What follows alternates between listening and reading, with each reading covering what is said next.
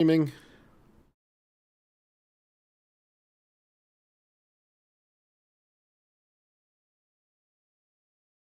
We're live here. Live over here. We are. Hello, welcome to some Derps Talk About Games. I'm your co-host, Mango. And I am your co-host, Buddy. And today we're going to talk a little bit about what's yet to come in 2026. Maybe a little bit late, but before we do that, Buddy, why don't you tell the folks at home what it is we do on this podcast? Well, it is there's a lot of things that we cover on the podcast. We cover video games, obviously, tabletop games. I guess increasingly since I moved to New Hampshire and we can play in person all the time, Magic the Gathering, and then also, I don't know, pop culture stuff. Marvel, Star Wars, a lot of it will be The nerd coming up milieu. today. So, I guess we can get into this. The way that we're going to do this is I kind of, in my mind, I have already categorized things as there are things I am hyped about, there are things I am interested in, and there are things that I am dreading, basically, right? So that things where I have kind of positive anticipation, things where I have negative anticipation, and kind of this neutral, there's sometimes where I just want to see stuff play out. I don't know if you want to categorize the things that are flowing in my brain, but I figure, I don't know if we can just get into it. Yeah, I mean, I don't know. We've got a couple things coming up relatively shortly. What do you want to start with, Buddy? The first one that's on my mind is Midnight, the WoW expansion. So Okay. I guess we'll start there. I am certainly hyped for Midnight, the WoW expansion. I'm taking that whole week off from work, actually, partially because everyone at my job insists that I need to take a vacation, which they're probably right about. And also just because I haven't done this in a long time. I used to do this reflexively for like WoW expansions. I think I maybe did it in Legion.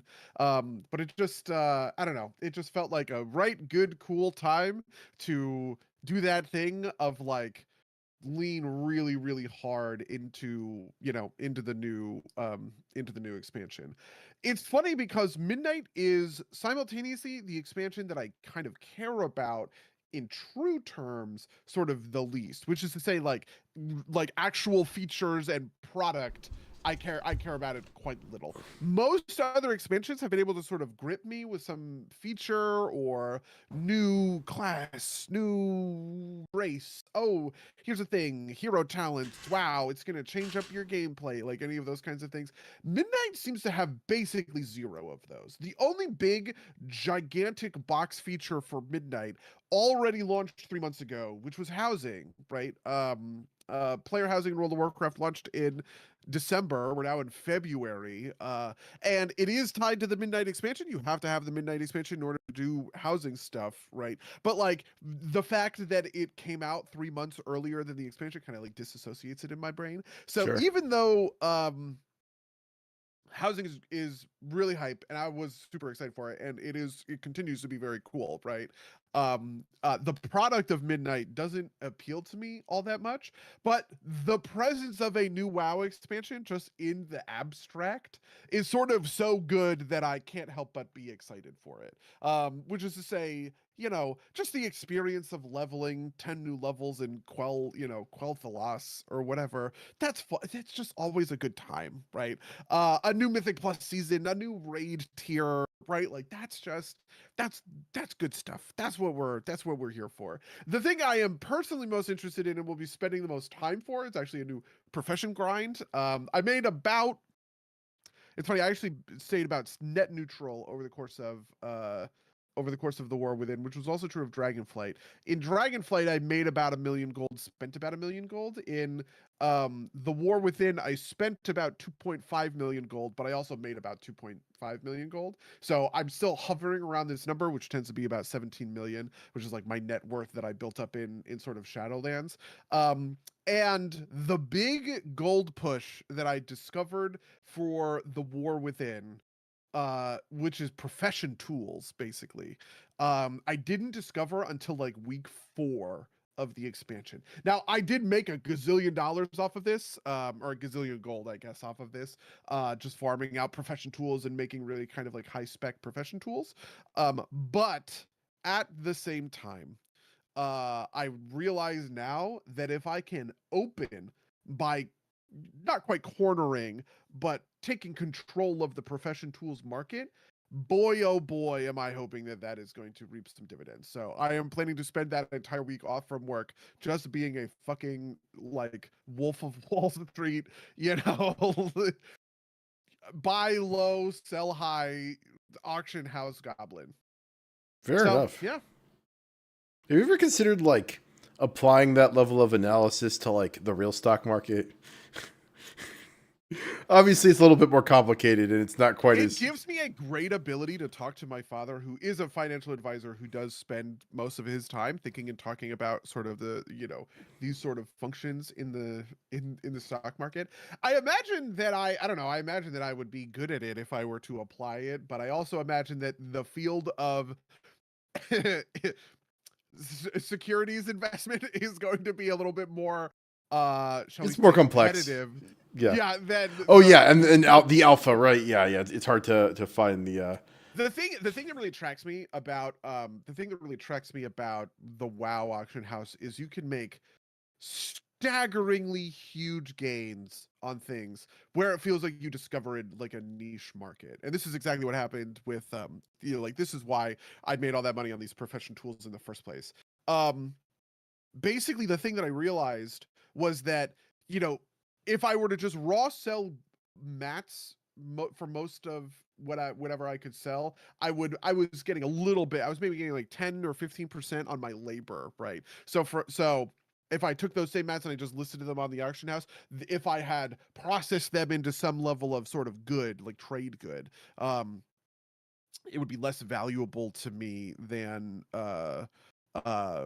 because of the labor. But the thing about the profession tools is that labor markup is like 6,000%, right? So it's like I'm taking, you know, 300 gold worth of bismuth and whatever and turning it into 12,000 gold. No, it would be more than that. 18,000 gold worth of, that's a little high, I guess, but whatever the case may be, right? Like that's the thing that attracts me is the 6,000%, right? Like this insane number where I'm taking something that's worth 300 gold and selling it for 5,000. How are you like getting that increase? Because like I mean obviously I do engineer, so like, you know, the opportunity is a little bit more limited there, but like I found that like most of the good things are, you know, they're crafting order specific, and I just don't see that many orders on the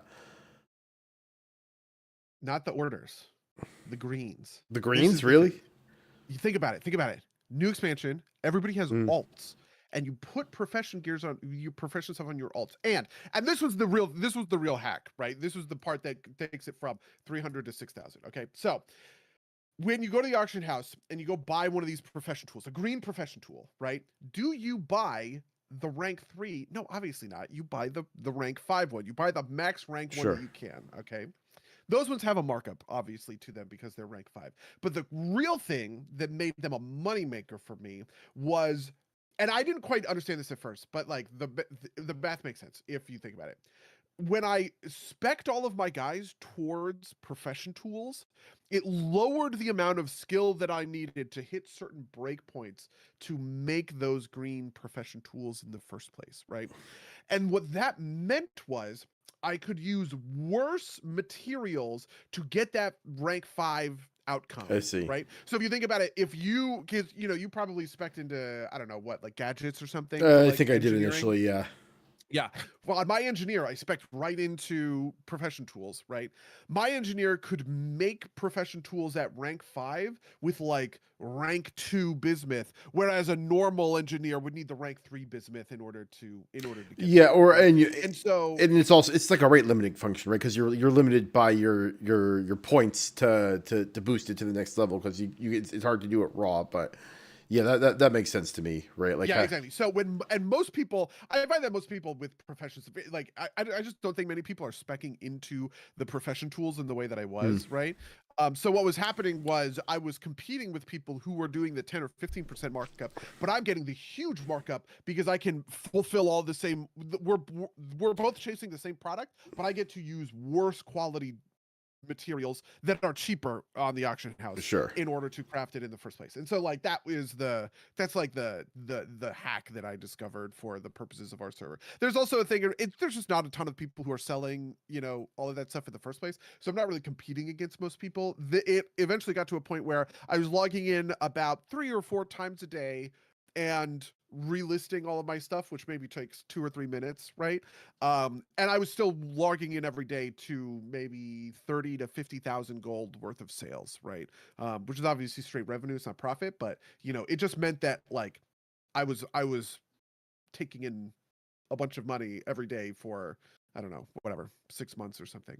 Anyway, so that's what I'm really hyped for. New No, progression. that's super interesting. Yeah, it always mystifies me that people are so like poor in WoW. Like I don't feel like I don't put that much effort into WoW. Maybe I do, and people just like like I feel like there are people who's like this is their only game, and then like I like go hard for a little while and I make decent money. Like I'm not crazy like you, but like I've lost money this expansion, but that's because at the end of the expansion, I decided to chase the engineering mount, and instead of doing the smart thing and just buying the materials outright, I kept buying the parts to smash and try and like pull them,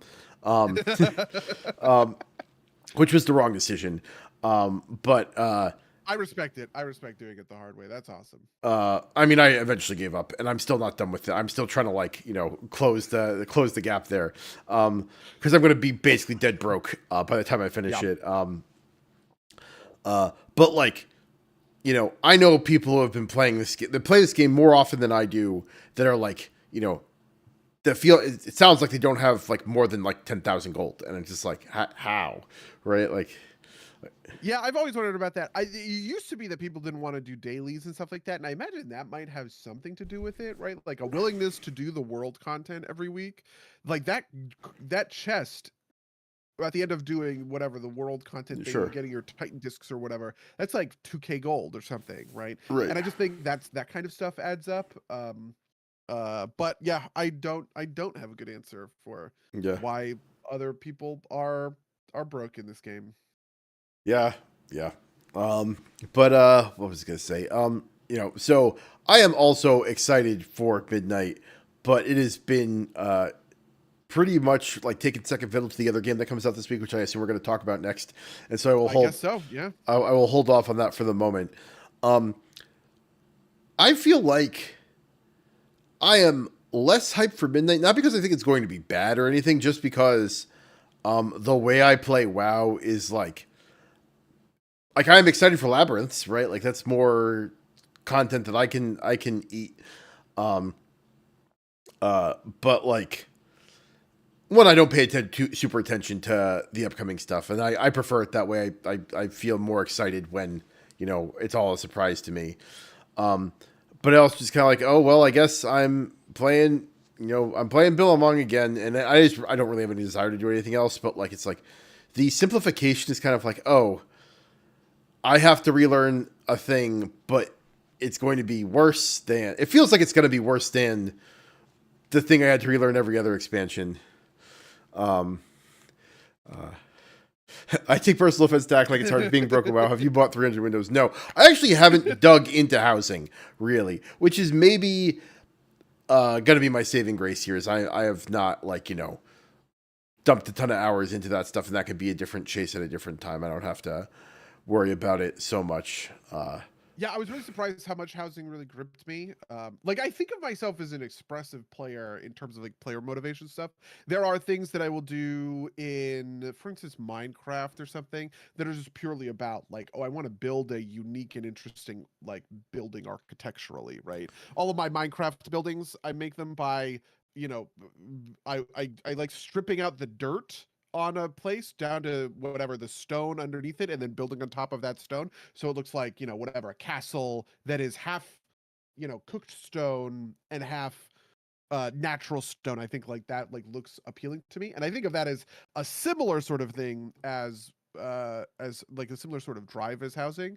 But also at the same time I think of myself as sort of like a function sort of first, player. So for instance, I never jived or was interested in Minecraft creative mode. I was only really interested in Minecraft as like a like the survival loop of going out, Mhm. farming a bunch of resources, doing all that kind of thing. If I could just generate the resources in my inventory, that really sort of sucks. And WoW is much more hit the survival mode sort of half of my brain that wants to go out and do collecting, like, oh, I need to find these pieces XYZ, right? I'm gonna go out, I'm gonna collect a bunch of them, and I'm gonna bring them back, and I'm gonna stage them just right, and all this other sort of stuff. um and yeah, and also just like the level of control they give you housing is truly bonkers, right? Being able to turn off clipping, and you can zoom up, zoom down, scale, you can hide things in things, right? I have training dummies that are out front of inside of my house, and it is like giant fence posts with little fence posts for hands and a basket that's turned upside down to kind of represent a head, right? And it's like that kind of thing. It's just like, I don't know, it's really engaging. So I've been enjoying housing a lot, but I absolutely feel you that, like, God, I could give zero shits about like Apex talents or whatever. It feels like really I'm playing the exact same game as before. And also they did ruin one of the two classes that I was intending to play. Warrior, again, is the exact same class, basically untouched. All they did was get rid of one button from Prot Warrior and then a handful of buttons from Arms.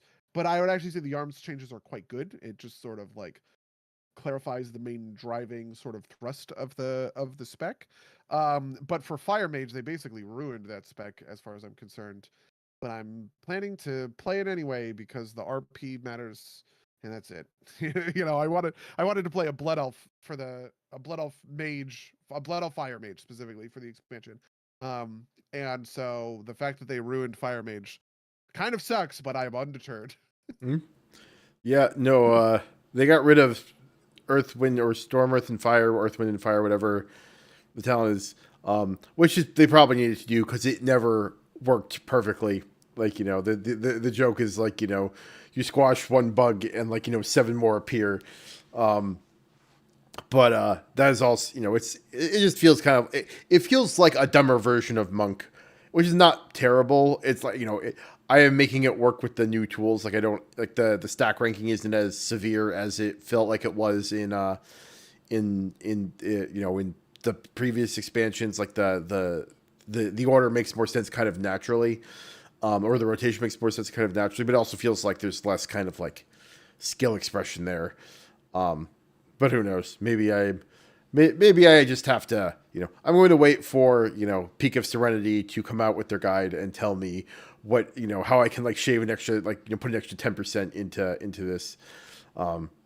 Yeah, I actually think that WoW has sort of figured out that you don't need to go hard on player side sort of like features in order to like make a good expansion. I think sort of the impetus for Midnight in a weird way is a bet that, you know what, we can just kind of do more of the same and be content forward rather than sort of this like, trying to pull people in with kind of chase features Mm. forward stuff. And people are going to want to come back because the content of the raids, the content of the dungeons, the content of the world or whatever, all that stuff is the stuff that they're here for.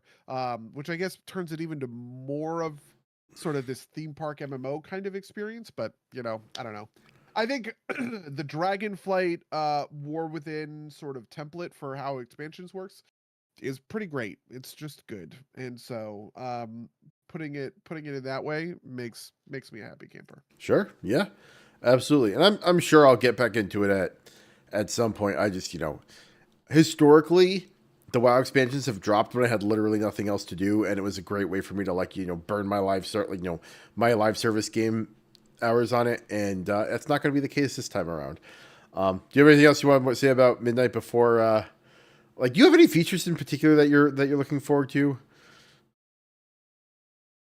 Maybe Prey is like the only one that kind of matters. Do you know about Prey? No. Prey is this idea that when you're out in the world, you can basically go, "Hey, I'm gonna hunt this guy." It's a little bit like the like the Koresh has like a proto mini version of this Oh yeah. feature. That is, you do a couple of dailies and then you spawn a rare and kill the rare. Prey is when you're out in the world, a rare hunts you, and you have a certain set of things that you do that like attract the prey, and then eventually you're going to get ambushed, and it's like sort of fighting this rare, but like it's a rare that's meant to be soloed, not one that you have to kind of like get a whole group for, like that kind of thing. I think prey is kind of the only interesting system that they have at launch. The other one that I think everybody is hyped for, and I am also, is labyrinths, but labyrinths aren't coming until 13.1 or something. Okay. And so there's just, I don't know, there's just not all that much to look into. I mean, I guess I'm excited for Silver Moon. It's cool that we're going back and doing this, unification of the Eastern Kingdoms and stuff like that. So maybe that just is like on the content level, the story and stuff is doing a thing that I think is quite interesting and neat. In terms of going back and revamping, an old zone in Cataclysm sort of style. But we'll see. Yeah. No, I am vaguely, and this is all later stuff. Is it sounds like they're doing a bunch of like non-standard raids that I think will be interesting. Yeah, true. Yeah, because the raid is like, it's like one 6-boss raid, one 3-boss raid, and then a 2-boss raid instead of a gigantic 12-boss raid, like something like that, basically. Which I think is also neat. Yeah. Yeah, that'll be interesting. I wonder, do you know if they're planning on keeping them all as current content simultaneously, or are they gonna? Is like is the 6 boss raid gonna be effectively deprecated when the 3 boss raid comes out? Because that feels like it might be a mistake. But it's all in the same tier, but I do believe the 2-boss raid at the end is going to function like, you know how in, whatever, like Maniforge Omega, Saladar, and Dimensius drop better gear than the previous bosses. The 2-boss raid at the end is like that. So it'll be like a skip without a skip, right? Like, yeah, exactly. It's going to be, well, we don't really need to go farm the 6-boss raid anymore. We have everything that we need. Let's just go kill, the 2-boss raid, which I think is fine and cool. I actually like it for storytelling purposes more than anything else. The 2-boss raid is like the battle of, Quel'Danas or something, which I am hyped for that. I think that that's an interesting, cool, sort of complex way that they can tell the WoW story by breaking it up, rather than having all, sort of like WoW story experiences being built around, and then I go into the big building at the centerpiece of the zone and kill a bunch of guys. Like that's been just the case for the last 10 years of World of Warcraft. Sure. And it'll feel good to vary that up a little bit. Sure. No, absolutely. Absolutely. I was gonna say, like, when was the last time we had like a real kind of like set piece raid? Was it like Siege of Orgrimmar? That like was like a. Was there anything? Has there been anything past that? It would have been Dazara Lore is what I would probably like. That to me is a set piece raid. Which was Dazara Lore? Battle for Dazara Lore in Battle for Azeroth. I skipped Battle for Azeroth. I skipped Battle for Azeroth. So yeah, that would make sense. Battle for Dazara Lore is you fight through the, Dazara Lore is obviously the horde thing, but you kill Rastakhan, huge impactful. This one that it ends with Jaina. Great raid, extremely good raid, probably one of the best raids of the last 10 years. Easily the best raid in Battle for Azeroth. Yeah, I don't know, that raid is amazing. So I think probably that. All right, awesome. Yeah. So the next game we're going to talk about is the thing that I just mentioned is Marathon. I like Arc Raiders really grabbed me, and as we've been talking about over the past, I don't know, 3 or 4 months that it's been out,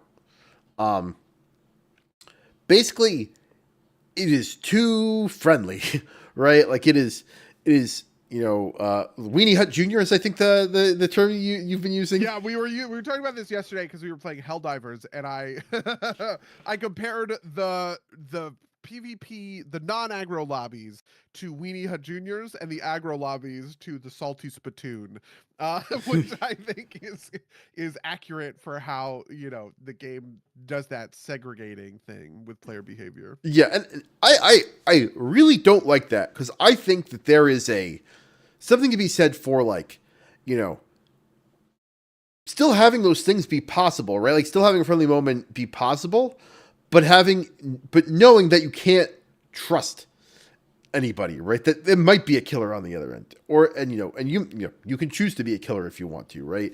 Whereas like it feels like the two halves of this in Arc Raiders is just too severe. I have, to be fair, I have not really been on the salty spittoon part ever since they've done the aggro splitting, and part of this is just like standard water finds a crack problems, which is like the best way to do the trials, which is the how you like do ranks, is you be in Weenie Hut Junior lobbies and just farm results, right? The only thing that makes it hard in those ones is if it's like kill or like points for like killing like bastions or something, is that if there's a bastion on the map, everybody's fucking sprinting straight for it because no one's shooting each other, so everybody like you essentially have to race the other raiders to shoot the things before you get before they get it, otherwise you're gonna fall off. And Marathon is not going to do any aggression based matchmaking. They're not launching with ranked, but their ranked mode is going to be you have to load in with a certain amount of gear, and you have to buy a holo tag, and that holo tag is like a dog tag, and the way you rank up is like you take holo tags off of other players, right? And you extract with them, right? Like, yeah, exactly, right? Like, and That's awesome. I am excited for that, right? I'm excited for that level of stuff. Also, according to a lot of the preview material that's been out and like people talking coming out preview events, it's going to be very story heavy. I've been doing a lore deep dive over the past like month or so. I had mentioned earlier that I was going to try and play through the original trilogy. I played maybe an hour of the first game and got motion sick just because like the old shooters do not agree with my stomach. Yeah, and also the original Marathon is a Starship game. This is one of the things that is lost about, the original Marathon came out in the mid 90s when shooters hadn't, there was sort of like the Doom side of things. But there was also this like whole brand of these sort of Starship shooters, for which there were a million of them. And so I think that part is really interesting, right? Like, what is it going to look like to sort of revisit this in a much more modern kind of context? What do you mean by Starship Shooter? It's something about the controls or whatever. I don't know. This is not pirating. No, not pivoting. What am I doing? I'm something a YouTube video. I'm talking about what a YouTube video talks about. Oh, okay. Yeah. Like it has something to do with it's like tank controls, basically. Oh, okay. You know what I mean? Yeah. So Marathon has fairly modern controls, actually, or at least the version that you can get on Steam. Oh, really? Yeah. A part of it for me is just kind of like, I don't know, with these older shooters, for whatever reason, the kind of nature of the graphics just gives me motion sickness. It doesn't happen with modern stuff, but the older stuff does. Maybe it's also part of it is that I'm playing on like an ultra wide monitor. I'm playing a game from 1992, right? Like there's got to be some like some disconnect there. But the lore is super deep if you care about it. If anybody at home wants to like the Cliff Notes version, I recommend Mandalore Gaming's what is it? He's got 3 videos of Marathon, and then this is kind of like a jump scare spoiler, but like Pathways into Darkness is like one of Bungie's older shooters. Is actually technically a prequel to the Marathon trilogy. And so like you watch those for videos from Mandalore. There might also be some connections from like their RTS game, but like those are so far away that you don't actually need to worry about them. But those 4 videos will get you like most of the basic stuff you need. And then if you care, apparently this game is like such a big, like the old games have such a big cult following that like this guy named Hamish has been maintaining the site since the 90s about the lore. It just has all the text of the terminals. And that's what I've been doing. I've been reading through the terminals, and they've got like discussion pages. It's like, it is in like, this is like a pre-wiki, like pre-concept of Wiki's existing website, right? It's like, like it looks like a GeoCities website. It's fucking great. And so I've been having super fun with it. Also, the game, just to be clear about, the game looks good. It's got this interesting problem where, because the first look was kind of bad and they took the time to redo it, there's a lot of like buzz online seems to be turning, but there's a lot of people who are like invested in hating the game. And so like, like Sony shut down Blue Point Studios last week, to much consternation, and people, some subset of people online decided to blame that on Marathon for some reason. And so it is interesting to me because I think I was also a Marathon hater. Like I was watching the Paul Tassi videos or whatever, because he was mainly the reporter, I would say, that was kind of like covering it in just the straightforward way that he was. And I don't know what happened besides the fact that you are hyped for it. That has sort of changed my mind. I was content to leave Marathon behind, but now I feel like I'm gonna have to play it because, I don't know. Yeah, They Service Slam are this week, making right? You can changes. play it for free for 4 days and check it out, see if you like it. Right on top of the WoW expansion, Exactly, and right? right on top of Steam Next Fest. Go fuck me in particular. Okay. Yeah. But yeah, this is my big thing, right? Like I really hope it works out. Like I like got so deep into Arc Raiders that I'll be happy if I can get into this. I hope I can like bring some other people along for the ride in the way that like, I think this game will probably be best experienced 3-on-3 or in threes. And it's just kind of, I don't like playing with randos. It's just not a thing I do. I will play solo if I have to, but playing with threes if I can drag some people will be fun. But we'll see, I guess. But this is the thing I think I'm looking forward to most, probably for the year, at least in terms of video games. I just can't even think of anything else that is coming out, right? Like Neo 3, which is another big one on my list, came out already. So, I've been playing that. But I don't know if there's anything else big on the horizon besides, Midnight Marathon and yeah. Okay, I have one other game property or game thing that's happening in 2026 that I want to talk about. Okay, which is the Lord of Undeath himself, Nagash. Okay, coming to Total War Warhammer 3. Mango, I know that this means nothing to you. Okay, It I know really that this doesn't. is stupid. But there is an extreme amount of hype that is related to this particular, this particular DLC. I would also probably put some level of Total War 40K if it ends up coming out this year, but we don't have a release date for it, and people don't think it's going to be a this year. I don't think so. It's going to be a this year thing. I don't know. I actually think that there's a better chance than I would have expected. It's, I guess, what I would say, because of the state that they sort of revealed it in, and because of other games, right, where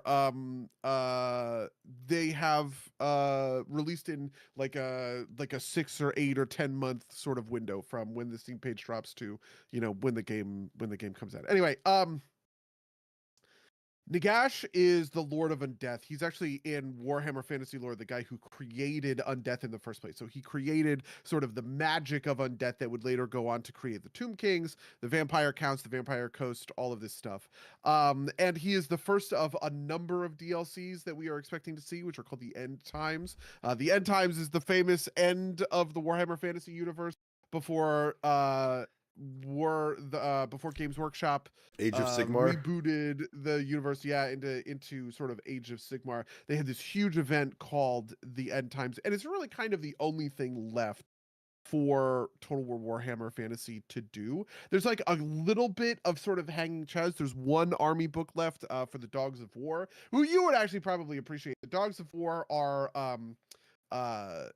they're like a mercenary, but they represent sort of Southern Europe, in sort of contrast to the Northern Europe of so the rest of the stuff. So the Dogs of War included Estalia, which is Spain. They have bull cavalry, which I think is very cool, like bull riders, like matadors, who are also cavalry. And then there is also not so it's Estalia and Raliano or something like that, which is Warhammer Fantasy Italy, which the legendary lord is basically Leonardo da Vinci, and you're using these fucking like wacky air screws and just like weird Renaissance contraptions. And so that's probably the last army that we will that we will see, but there's like a bunch of just interesting stuff left. And the real question is, as Total War Warhammer 3 enters kind of this final phase of its probable wind down, right? Is it going to be able to hit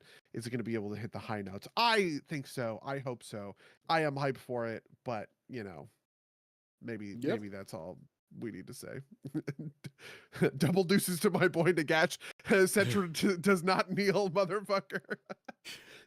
The trailer, there's a reference to the trailer for Nagash, which was released at the 25th anniversary of Total War in, I think it was in November, but the trailer is Nagash rising. He has his Mortarks. So Nagash gets resurrected in the end times. He selects 9 like kind of undead people to be the Mortarks, who are sort of like his lieutenants, which includes people from all over the sort of like all over the undead realm of Warhammer Fantasy sort of lore. And one of the people that he goes to is Setra the Imperishable, the king of Kemri and the Lord of all Tomb King. And he blows Setra up because Setra does not kneel for anyone. Setra does not serve. And so Nagash, Nagash kills him. But at the very end of the trailer, there's this little thing where you see Setra's little skull head and his eyes light up again because he is the imperishable. And it's just like that kind of stuff is what's so hype about Nagash. Sure. No, it makes sense. Makes sense. Yeah. How does it feel? Okay. How does it feel to be at the end of You know what's funny? I had, and this is a good segue to sort of my next thing. I had a moment which was I finally started watching new Patrick H. Willems. Do you want to know when I stopped watching Patrick H. Willems? It was in 2022 when Night of the Coconut was coming out. Night of the Coconut being the feature film. So, for those of you who don't know, over the course of 2020 and 2021, Patrick H. Willems is a YouTube video essayist who did framing devices for his video essays that included sort of a narrative that was kind of going on in the background. I was a fiendish consumer of these during the COVID era. I thought they were great. They were super fun. There were these awesome plot twists that kind of like came out and were sort of seen to completion, and it was all in the build up to a feature film that he made for the streaming service Nebula, that was just like the season finale of all of the kind of narrative pieces of his video essays. I had sort of built Night of the Coconut up so much that I just never watched it, and this week I finally fucking did. And now that I have watched Patrick H. Willems' video, I was finally able to start chipping away at his new content. And one of the new things that he does is what's called Patrick Replies, which is that, he will just take questions in his Discord from Patreon members. And wouldn't you know it, I've been a Patreon member for years, not watching the new content because I just kept watching the old content over and over again. And I asked Patrick a question that was, how does it feel? Like, what do you think the difference is between living through a plot twist, like sort of live, versus binging a plot twist kind of in absentia, right? So the difference between kind of coming to Game of Thrones might be an example, right? In Game of Thrones now, if somebody wanted to start watching it, they could just binge all 8 seasons, right? But like the process of watching those seasons week by week, year over year, with big gaps in between these seasons, materially changes sort of the way that those like plot twists hit and all of the rest of it. And I just kind of asked him a question of that. Total War Warhammer 3 is in a similar vein to that. I feel the same way about Total War Warhammer 3 that I do about that like elongated structure of plot twists. One of the reasons that the Venture Brothers important sort of like show for me, and one of the things, just the best things I think I've ever experienced in my life, is because I've been paying attention to this show for 25 years, right? And they paid off, they set up a mystery in literally episode, 1, that they only paid off in 2019, 20 years later.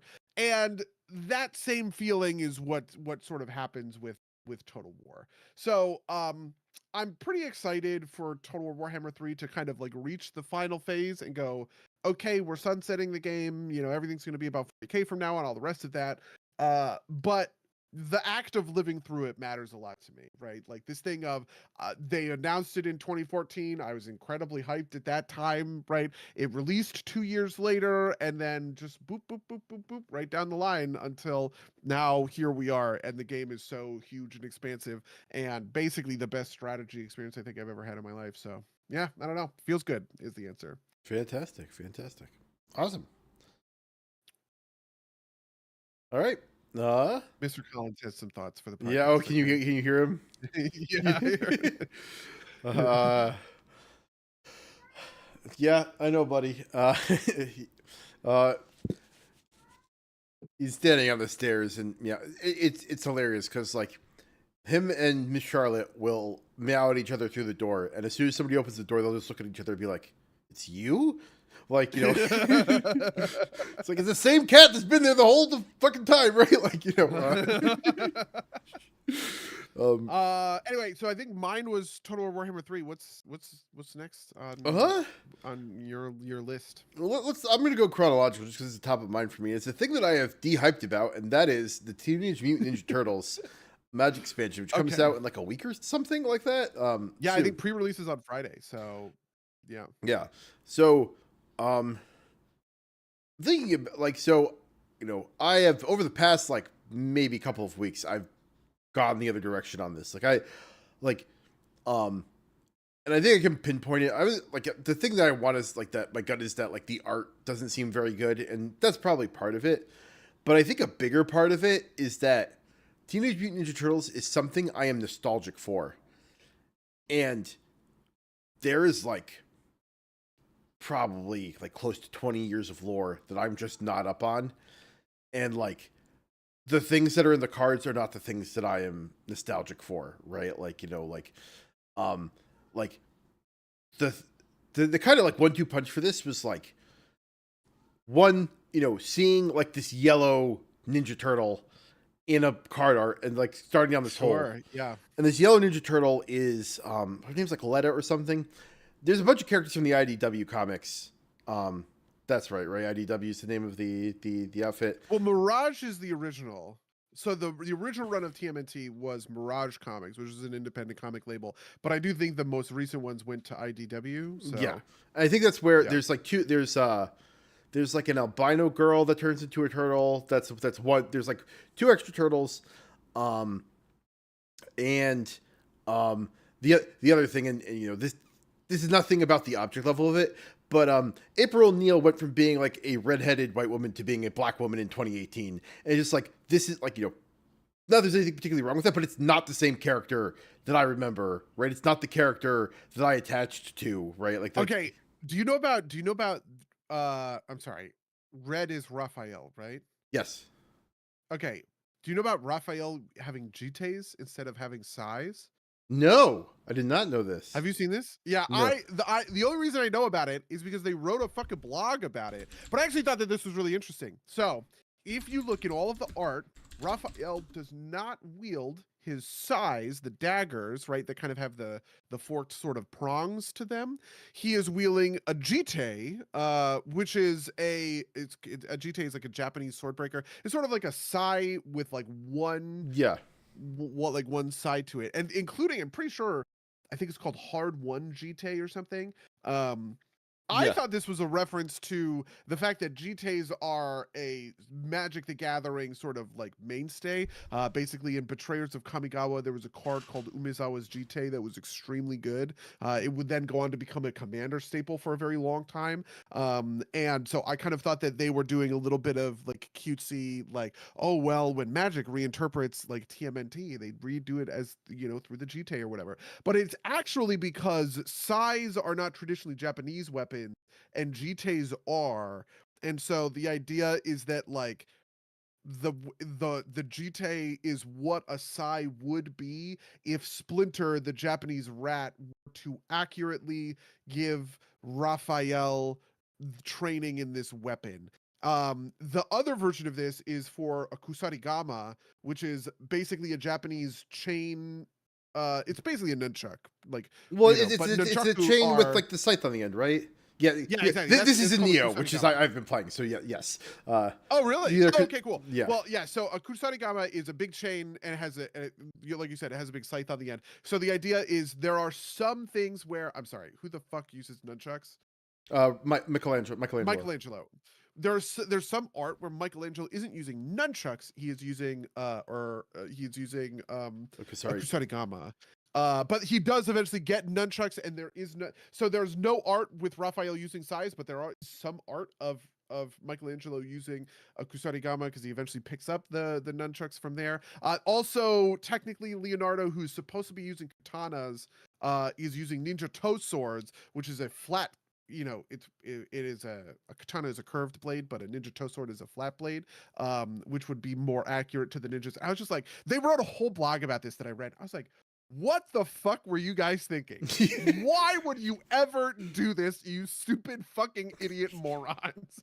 Like, you're gonna tell me that like you're gonna do this universes beyond thing for the for the kids cartoon property, and then you're gonna go, well, actually it wouldn't be historically accurate for the rat ninja mutant to teach his turtle son how to use nunchucks. Like, you fucking kill me. I just think it is the stupidest Yeah. thing.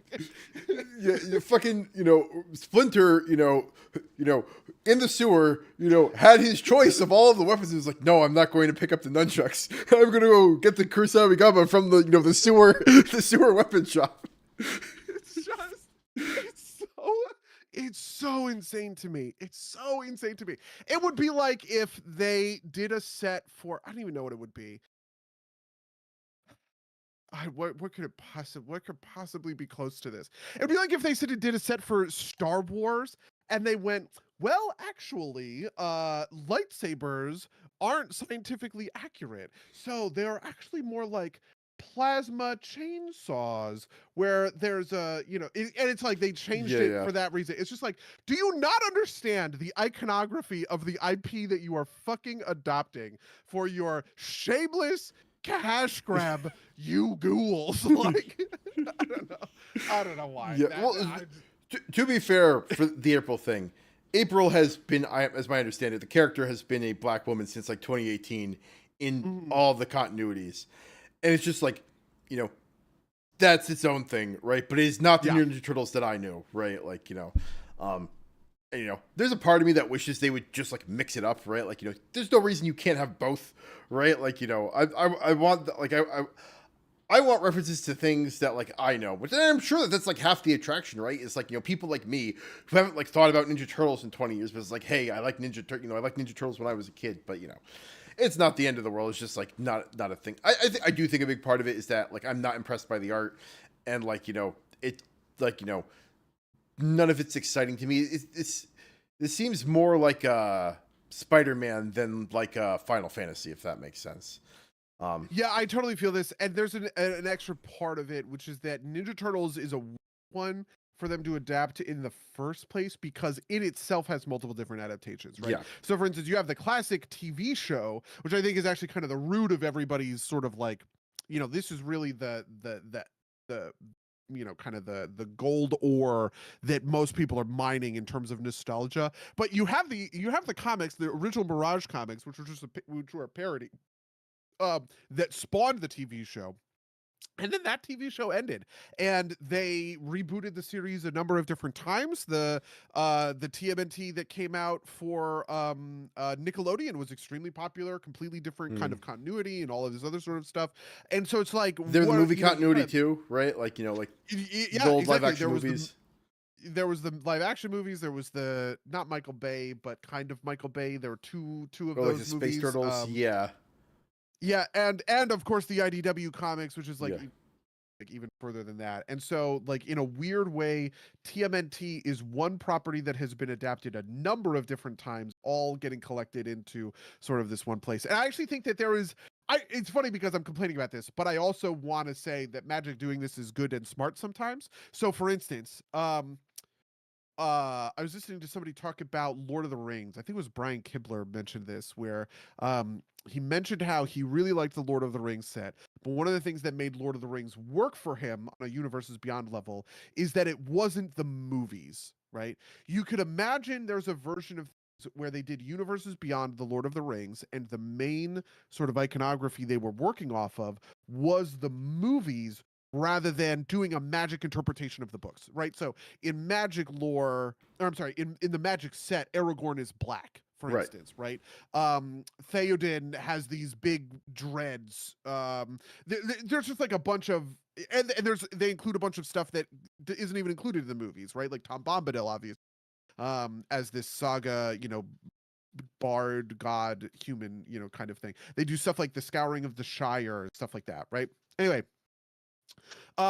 I actually think that that's very true and a good thing that they did it that way. And I would like that to, continue in the way that they approach things. But it is just truly bonkers to me that they took away this incredibly iconic thing about the Teenage Mutant Ninja. Frankly, the only thing that materially like separates the turtles visually is their weapons. Like, not quite the only thing, but practically the only thing. It is the fact that one of them uses daggers, one of them uses katanas, one of them uses a staff, one of them uses nunchucks, right? And you're going to tell me that 2 out of the 4 of those, actually 3 out of the 4, depending, because the swords don't look like they're supposed to, you know what I mean? Like, are going to have these different it's just, fucking insane.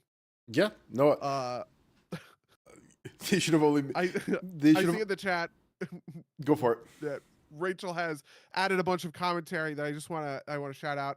Lightsabers should actually be curved if they were actually sabers. True. Okay. Excellent example of what I'm talking about. I believe they only should have made magic arts based exclusively around Teenage Mutant Ninja Turtles 2, The Secret of the Ooze, especially if they make magic cards based around the 20 years later costumes that they found at the Mount Lot. Have you seen that Nightmare Fuel? No. Where the felt costumes from TMNT 2 were rediscovered, and so they were like, they looked like they were like zombie or whatever, right? Anyway, a Vanilla Ice Commander win. Wizards fucking kill me. Okay. So I was gonna say, Secret of the Ooze. There is, the only female turtle I recognize is Venus. Apparently there is a Venus card, but I don't think it's from Secrets of the Ooze. Venus Torn Between Worlds is a green card. But I do think there's a thing here where, like, I think I would have appreciated it more if it was all like the Magic the Gathering does Ninja Turtles. But I guess it's too much of a visual what's it called? The visual property, such that, like, you can't not use at least one or two of the existing visual things, right? Like, the thing about Lord of the Rings is there's no, it's a book property, right? Like, you can can reinterpret the visuals in a couple different ways, right? Whereas Avatar, Spider-Man, TMNT all have strong visual elements, and so you have to kind of like run into one of them, I guess. But, like, I don't know.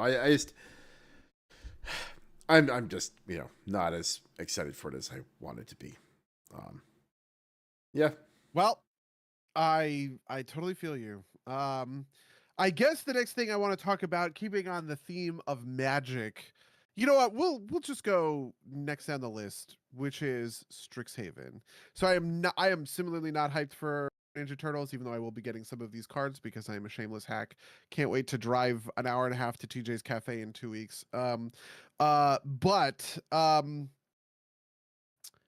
the set after that is going to be Secrets of Strixhaven. So we're going to be returning to the plane of our Archivos and the colleges of Strixhaven. And I'm actually deeply excited for this for a number of reasons. The big one is I think Magic did a big thing about sort of expanding its universe recently, which is to say, this, like, if you look at the number of planes that were introduced from the period of like 2005 to 2015, it was like Theros, Amonkhet, it would have been Theros, Amonkhet, Kamigawa, Ravnica, Innistrad, and Zendikar. It's like 6 sets or whatever. I also think, but at this point, we have returned to all of those sets multiple times, right? We've gone back and done 3 different sets, actually 4 different sets technically, or like blocks that were all focused on the goings on of Innistrad. We've done Zendikar a number of times. I think 3 times. We've done Tarkir twice, right? One of the things I'm looking forward to is looking back at some of the new planes that Magic established. So New Capenna, Strixhaven, Kaldheim, right? Bloomborough is going to be one that I'm sure they'll do at some point. Duskmorn. They just like they had a ton of these new planes that we had that like we went to and we did new stuff. And I want to go back and I want to start exploring and building that kind of stuff out because something that I was realizing, frankly, when I was doing Sporkle quizzes. You know what Sporkle quizzes are? Yeah, yeah. Why don't you explain for the audience? But I haven't thought about Sporkle in forever. I haven't thought about it. I've literally not thought about it in a long time. Sporkle are these like little brain teaser quizzes that people can sort of like make for themselves. And I was doing magic versions of those. And the funny thing is, I actually have a great head. The magic ones are set symbols, almost like the ones that I were doing. They were just set symbols, right? Oh, which set is this? It would go Ravnica, and you would have to go, what did Ravnica look like? And I kind of had forgotten what some of those set symbols were. And one of the things I kind of realized is that the original Ravnica is actually sort of less important to Ravnica being an awesome plane than Return to Ravnica, which was the second time that we went to that plane. And the same thing is true for Innistrad. Innistrad is a really cool plane, right? And everybody remembers the original Innistrad.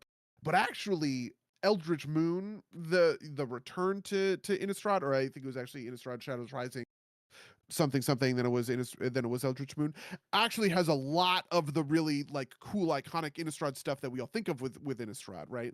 And I was thinking about that, and I was thinking about how I want to do that for all of these new planes too, right? We have been back to a number of different planes sort of over the years to sort of fill out Magic's kind of history, and I want to do that for Strixhaven, like I said, Strixhaven, New Capenna, whatever, Ixalan, a million of these that Thunder are Junction. interesting. Thunder Junction. I actually kind of hyped for a return to Thunder Junction. I've come to realize that there are a lot of cards in Thunder Junction that I think are sweet, even if it is the stupid cowboy. Uh anyway, so Secrets of Strixhaven, returning to Strixhaven. Strixhaven did a thing that I thought was really, which was they set the plane around the enemy color pairings, right, which we typically think of as Ravnica stuff, like Ravnica things, right? But it gave a completely different identity to all of them, which is what I think is so compelling about it, right? So instead of having green, black be dredge and graveyard and the traditional Golgari stuff that it had been for so long, now we have a green black that is built around this other shared thing that they have, which is sacrificing, like creating a lot of tokens and sacrificing a lot of creatures, right? Black sacrifices creatures, green creates a lot of tokens. Now you have these pest tokens, and all of your green black cards are built around that sort of synergy, right? The one that I care about the most and the sweetest is Boros, which is the Lorehold, which is white red. White red were traditionally the worst colors in Commander, which is kind of why I was thinking about it in these sorts of terms. But one of the things that Strixhaven really did, and it was always very combat focused, right? So Boros is the Boros Legion. It's all about attacking and attack triggers and all that kind of stuff. But the thing that Strixhaven did was sort of look at the way that red was about sort of like a discard and temporary token creation and playing stuff from exile and doing things into exile, and white is about sort of low level to actually kind of create a value engine for that color combination, right? Which it had traditionally sort of lacked by, exiling stuff out of your graveyard or discarding stuff out of your hand to then exile it out of the stuff to make these like 3/2 spirit tokens. So I'm just really excited to go back there, deepen these mechanics, see if, the sort of expansion of what was established in Strixhaven sort of years ago gets to kind of spread its wings and fly, pun sort of intended, because Strixes are birds. There you go. That's my next hype thing I'm hyped for. That's all. That's all super fair enough. Um, I'm excited for it too, just in the sense that like I am kind of fully rounding into the universes within good, universes beyond bad kind of mentality. Mostly because I have loved what's the name of this Lorwyn Eclipsed. Lorwyn. Yeah, Yeah, Lorwyn's great. yeah. And I am just like what are our other we already talked about TMNT. I'm gonna do like a half thing here and be like the next sets are like Marvel The and Hobbit. Oh, Marvel superheroes, fuck my life. Yeah, I forgot yeah. about that one. That one's gonna suck. Um, The Hobbit and Star Trek at the end of the year. What is Reality yes. Fracture? Do you know what Reality Fracture Oh, is? I think I know what Reality Fracture is. So this is deeply speculative. Okay, the storyline that has been happening is centered around sort of Jace and Jace doing some kind of like wild stuff with, whatever, because now there are these omen paths that are going through all of the different planes, and he has this his loot um who sort of does some stuff. Jace just accidentally released Nicol Bolas and kind of merged Nicol Bolas's meditation realm, which was its own plane, like a plane that he had kind of scoured of all life so that he could just kind of go there and, whatever, meditate. This is where he was imprisoned at the end of War of the Spark, because his planeswalker spark was stripped from him, and so he was locked onto his meditation realm again, and no one was able to kind of access him there. Jace accidentally connected the meditation realm to sort of the rest of the Omen Path, so Nicol Bolas is back out. But anyway, the speculation is that Jace is going to try and destroy the omen paths, right? And like separate the planes back out to be not one unique sort of entity again, and give planeswalkers kind of like their unique power again. And in doing so, he is going to create the reality fracture. And what people are predicting based on a number of like surveys that like Wizards of the Coast sent out and stuff like that is that it is going to be like Planar Chaos, which was the middle set between Time Spiral and Future Sight from years and years and years ago. Planar Chaos was when everything got color shifted, right? And so this is when you had I think it was called Groundbreaker, which was green, green, green, a 6/1 with trample haste, and at the end of the turn sacrifice it. That was traditionally ball lightning, and it was a red effect, right? But because of planar chaos, they shifted it to be a green effect, right? Or there was another one called Mana Tithe, which was a 1 mana, white counterspell, because counterspells is a little bit of a white thing kind of thing, and so they did all Sure. this sort of color shifting. Um, People think that reality fracture is going to be like that because there are leaks around a white Liliana card, which makes zero sense outside of the context of reality fracture. Liliana has always been a black planeswalker using black mana to do zombies and all that kind of stuff. And so this is going to be, oh well, what if the magic set basically. So that's what everybody thinks it's going to be. If it is that, holy fuck, am I going to be hyped for that? That sounds just like so cool, right? But we'll see. You know what my immediate reaction to that is this is very commander centric. Obviously, it's like people worried about fucking hybrid mana, the homogenizing everything. Imagine if you could just have all your effects in every color, and reality fracture is just like a core in every commander deck because you can just have whatever you want and everything. Um, but Yeah, just make the consistency of it, yeah, even better. I don't know. We'll see. I'm yeah, excited. I'm oh yeah, I'm hopeful. yeah, sure, I always loved, one of the things I always really loved about sort of like Magic is like watching characters kind of like go through things. Like, so for instance, Nahiri was originally white planeswalker, but then she gets betrayed by Sorin and she adopts a red and then becomes kind of the prototypical Rose planeswalker of white red, even becoming kind of a villain and stuff like that. And so I always loved this thing of like, ooh, Garuk is cursed now, so he is a green black planeswalker. He's added black into his kind of color. That kind of thing I think is cool and sweet. I am hyped for The Hobbit. Mostly because I really loved Lord of the Rings, and I've loved more about Lord of the Rings. I didn't play Lord of the Rings, obviously, but I did end up building a Lord of the Rings kind of deck. And I frankly want to build more of them. There's just like a lot of neat stuff happening in Lord of the Rings that I think is going to be cool to, I don't know, go back to and fuck around with. And uh, I also have a deep love of The Hobbit because I look like Thorin Oakenshield from the movies, so I'm gonna make a Thorin deck for sure. I'm sure it'll be cool, but maybe cringe. And I don't know. We'll see. I think The Hobbit is gonna be sweet. I am uninterested in Star Trek, except for I told Rachel that I would make her a Captain Janeway deck, because Voyager was her Star Trek when she was a kid, and I'm unhyped for Marvel superheroes so deeply. Jesus Christ. Get me out of here. This Marvel hell sucks so bad. yeah, yeah. Um, Maybe that's a good next thing to move on to. Speaking of Marvel, right? The kind of the Ooh, big movie event of the year is, you know, there's the Super Mario Galaxy movie, there's the Supergirl movie, but at the end of the year is Marvel Doomsday, right? yeah, the Um, Avengers Doomsday movie. Yeah. and it looks interesting enough that I might actually, over the course of this year, get myself caught up on the Marvel universe. Um, I don't think I'm that far behind. I just have like a half dozen series to watch, I guess. Uh, Think I am dreading it. I think it's gonna be. I think it's gonna be dog shit. I think it's bad. I think Marvel is bad now, and we can just I live in have that world.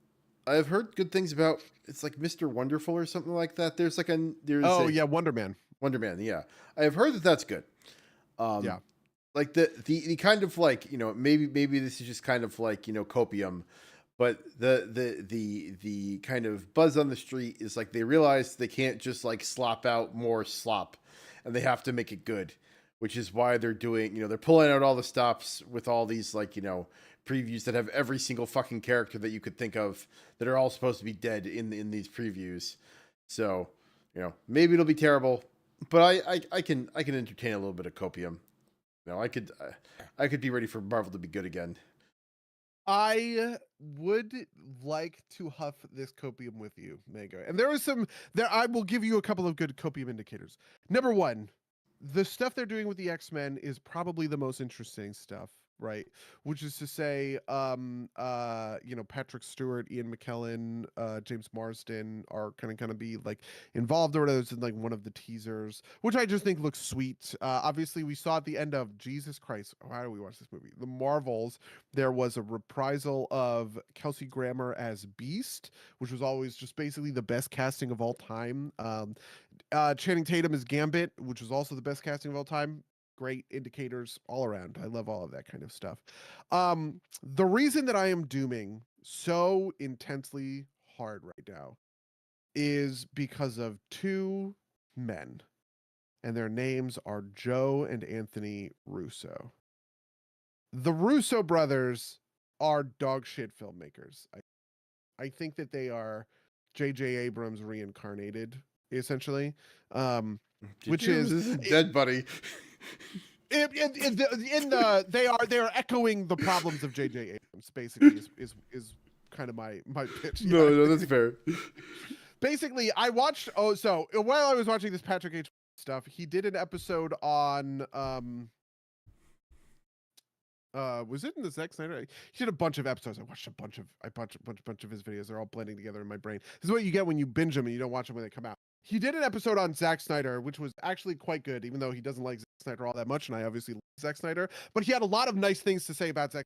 One of the things that he did was compare Zack Snyder's filmmaking, like the visuals of Zack Snyder's filmmaking, to the Russo brothers. And basically, he was like, "Look, Zack Snyder is not a capable filmmaker. He is bad story instincts. He basically kind of builds these movies to make kind of like big awesome shots, and then the big awesome shots come, but they're not like well supported by what's going on in the script and the narrative and stuff like that. And as he exerts more story control, right, that those problems just get worse. And I actually agree with basically all of it. I think this is the big problem with Rebel Moon, frankly. But the thing that he talked about is at least he's making the cool images, right? Rebel Moon is sort of a dogshit movie that's kind of incomprehensible, but there are moments in that movie that look incredible. And the Russo brothers can't even get close to that. Even the biggest, these are the guys who directed the second biggest movie of all time. And there's really just nothing in Avengers Endgame that looks cinematically like what you would get out of. Oh, you know what? He was talking about Michael Bay. Thinking about it, he did this comparison both to Zack Snyder, but the real place he was talking about this was and was talking about how um these guys are just too pedestrian. They don't have an eye for the kind of impact that they ought to.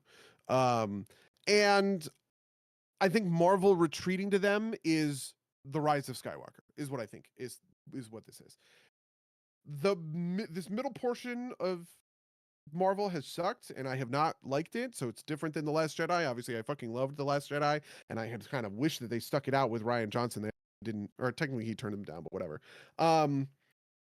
But I think returning home to the two filmmakers who you think are going to be able to pay this off is just the greatest trap in all of them.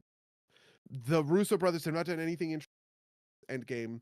I don't think they're capable of much that's going to be interesting. I think the casting of Robert Downey Jr. is extremely desperate. And unfreezing Steve Rogers is bad and stupid and lame. We'll see, but I hate basically all of it. It's funny because DC is doing sort of the opposite thing. DC is sort of doing the thing I wish they did. If they had given Avengers Doomsday to someone like, I guess they would have to do like maybe Taika Waititi. I don't know. They don't really have interesting filmmakers anymore. I would say, and Taika Waititi fumbled Love and Thunder. The fourth, yeah, exactly. Yeah. That's absolutely true. Who would you give it to? Yeah, like if they'd... Well, you know who they should have given it to? Should have given it to George Lucas. That's a great answer. Okay. I was thinking James Gunn, right? James Gunn is the person who I would have been like, yes, please elevate this man, right? But obviously that's what DC did, right? Yeah. They completely sniped it. And I didn't love Superman. I complained a lot about Superman, but Superman is like far and away better than any of the seen. Even ones that I kind of liked, like, what was it? Was it Thunderbolts or was it Captain America? Because I watched it on a fucking plane and I don't even remember. But anyway, so I'm doing about Avengers Doomsday, but we'll see. Yeah, no, I there, like I said, there's a part of me that, like, I want something not only interesting, but something that's kind of like that piece of monoculture, right? Like the Marvel movies were like the last vestiges of the monoculture, and you know they've slipped away from that because you know it's been bad. But you know I would love it if it could come back for one last hit at least. I also would love that. You know what? Who would be the best person? Here's my scalding hot take. All right, are you ready for this? Sure. Joss Whedon. What if they had given Doomsday to Joss Whedon? Then I would be hyped for it, because Joss Whedon, like Zack Snyder and like Michael Bay, knows how to shoot these movies. And I don't even really like Joss Whedon, the way Joss Whedon shot the action.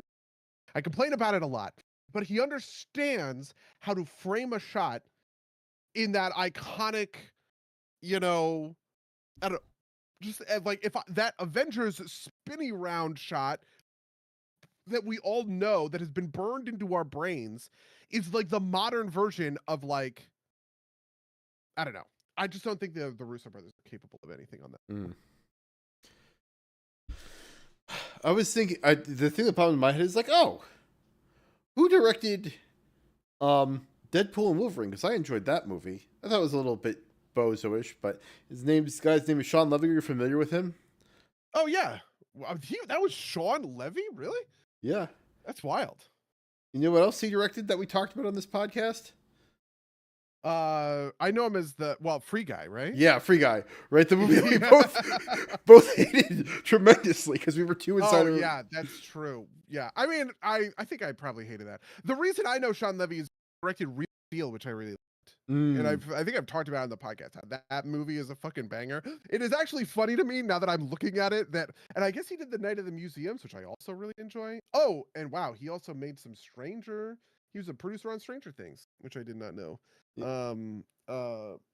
made a movie called The Adam Project with, I recognize Ryan Reynolds, but I do not remember. Oh, it's a Netflix movie. Is it good? I'm gonna guess fucking no. It's just funny to me that Deadpool and Wolverine, that he did Ryan Reynolds with Free Guy and Hugh Jackman with Real Steel. I also didn't know I guess he did Cheaper by the Dozen. Who knew? Yeah, it got mixed reviews, I guess is what the Adam Project got. But, you know, I feel like there are some hidden gems on Netflix that just kind of like go by the wayside because they get lost in the slop, essentially, which is a shame. Okay. I'm sorry. Who just went? I just went. I just went. I did Doomsday. No, you did Doomsday. You just talked about it a lot. I gotta go. So I just talked about it a lot. Thank you. Okay, that's fair. You teed me up for it. What's another movie that's coming out? There's a good one. Talking about Disney, talking about monoculture, okay, we have the big return of Star Wars to the silver screen with The Mandalorian and Grogu, which got a trailer. Did you watch it? No. Mostly because I still have not seen season 2 of Mando. So Frankly, I also have not seen season 3 of Mandalorian. And spoiler alert, the end of season 2, the two of them are separated. So I guess that plot hook got fucking resolved. yeah, so yeah, Uh, like I got this spoiled for me because I saw it in passing. It's like apparently Grogu stayed with Luke for like years or something, right? Like it's like 3 years or it's supposed to be the time oh, jump wow. there or something like that. Um, so yeah, I sort of hate this. I am dooming on the Mandalorian and Grogu. But it's gonna be interesting. So Kathleen, so just updates on Star Wars world. Okay. Kathleen Kennedy is gone. Some would say rightly so, some would say unfairly so, right? She became a truly insane lightning rod that I am like unfamiliar with happening kind of anywhere else. I, Um, I'm going to disagree with that in the sense that I think this is the job of someone who is the head of the like they're the person the buck stops with, right? Like I guess this, that's fair. but go on. Nobody Sorry. nobody gets mad. So the comparison I'm making, it again, Zack Snyder. Okay, nobody gets mad at producers on projects. They get mad at directors typically, right? And I think people were obviously mad about Ryan Johnson, stuff like that, and even maybe J.J. Abrams. I don't really know how like any of that kind of stuff falls down. But there's this thing of like there's like a decision making layer. Like, do you remember who is the producer of Justice League? Like Zack Snyder's Justice League, like the 2017 Justice League in the Zack Snyder DCEU. No, nobody remembers that guy's name. You remember Zack Snyder, right? You remember the director on the project. Or you remember James Wan did Aquaman, Patty Jenkins did Wonder Woman, right? You know what I mean? Maybe Kevin Feige is the only other one that Yeah, I anybody would could say like probably name there are people reflexively. that stand on top of like large properties that I think can like like George Lucas didn't direct all of the Star Wars movies, but he's still like the lightning rod for the Yeah, original Star Wars. I guess that's fair. I mean, he directed all of the prequels, but he didn't direct either Empire or ROTJ. Anyway, so I thought it was pretty unique that people fixated so hard on Kathleen Kennedy when I never felt like people fixated even on other, like, who is the producer in the Dark Universe? Well, I don't know, right? Like, who Well, is the it never producer got off the for? ground, right? Like, Yeah, sure, but still, I just think that like all of these are related. Even something like the Fast and Furious, right? Like, most other is Vin franchises Diesel people the don't know. producer? I don't know. Like the people, everybody I thinks do of think he produces it.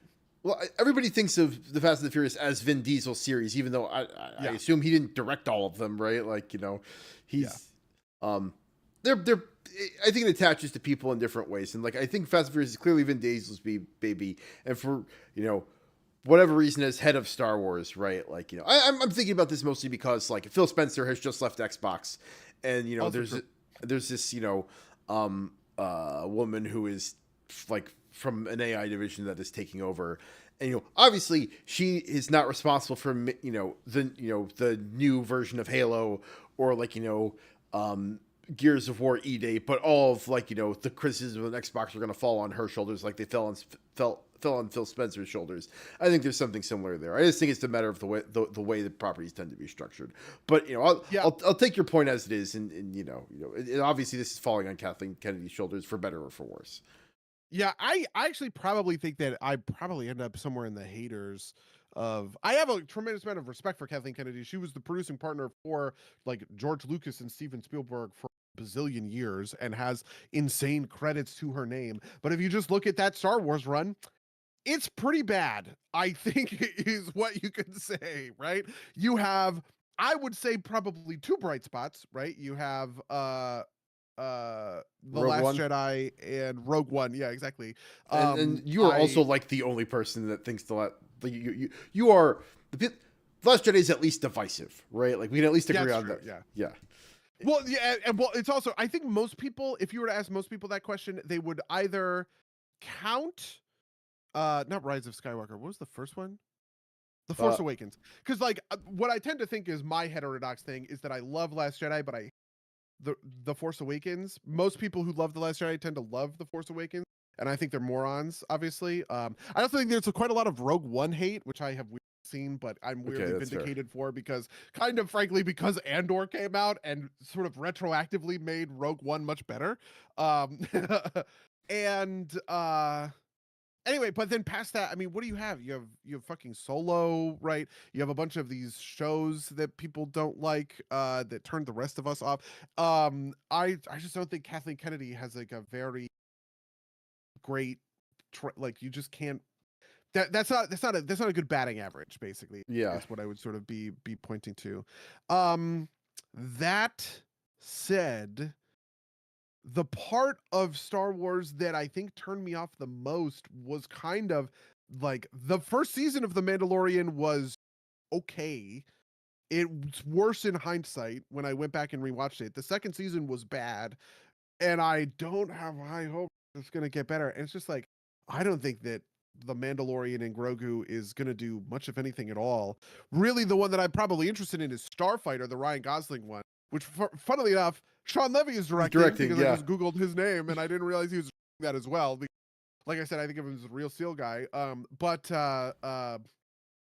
my hope is that Starfighter will be something cool at least. And then there's also what's the I actually think this might have gotten canceled. Isn't there a Rogue Squadron movie? Rogue Squadron movie. Oh shit! Rogue Squadron movie canceled. Fuck. Oh, it was supposed to be directed by Patty Jenkins. Ooh. Oh no. Okay. Well. What happened to Patty Jenkins?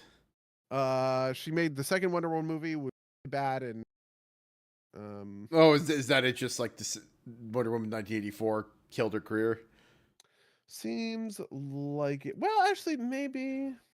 So 2022, the film was taken off the release schedule.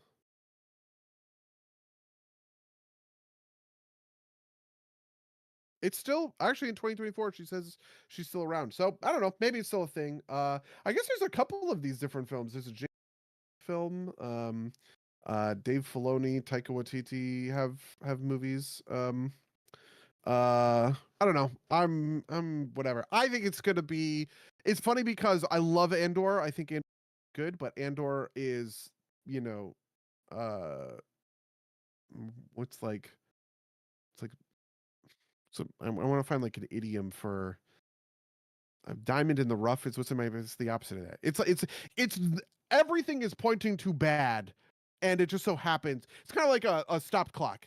Is right twice a day. That's sort of what I think Andor was. Andor just happened to be amazing, and everything else has sucked. Wait, And we should look at everything else sucking, not Andor being amazing. Do you know what I mean? why does Diamond in the Rough not work for this? Uh, I don't know. Diamond in the rough is for like Yeah, a like thing that nobody realizes is good. What I'm trying to describe is like, don't let one thing being good oh, change the okay, I see way what you're that saying. Yeah, everything else being bad is like makes you feel. Do you know what I yeah, mean? yeah. No, that's Yeah. fair. Um, Are yeah, you hyped for Mandalorian and Grogu? Are no. we gonna catch up? I guess we can catch up on if you want. Yeah, when does it come out? It's gotta be like May or something, right? May 22nd. Uh, so I guess maybe I could watch some of that.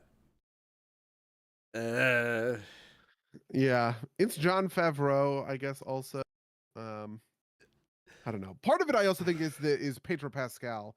I think that the reason this movie got greenlit is because he became like a giga movie star, mm, kind of out of the last couple of years. yeah, no, the what's it called? I on a random podcast I heard it's like a variety of talking about it. It's like the thing that happened to the Mandalorian is that the core premise was big mercenary man has a baby, and can the mercenary man learn how to be a dad enough to protect the baby that can't take care of itself, and now the baby can like throw things around, and the dad doesn't have to worry about that anymore, and so the core premises falling away.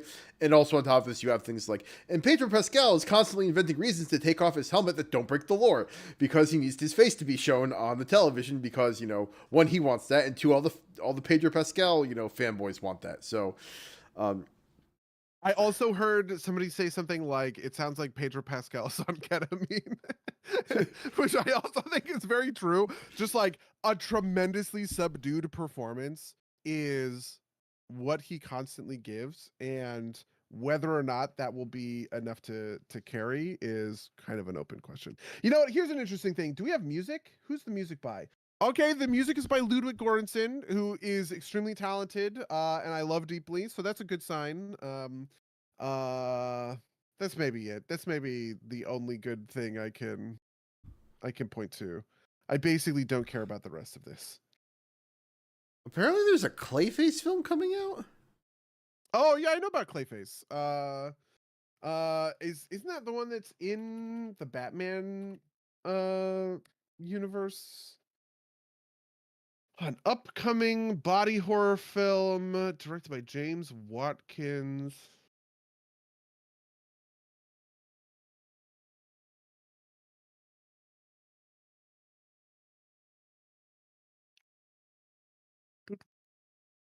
Wow, yeah, October 23rd. I'm kind of into that.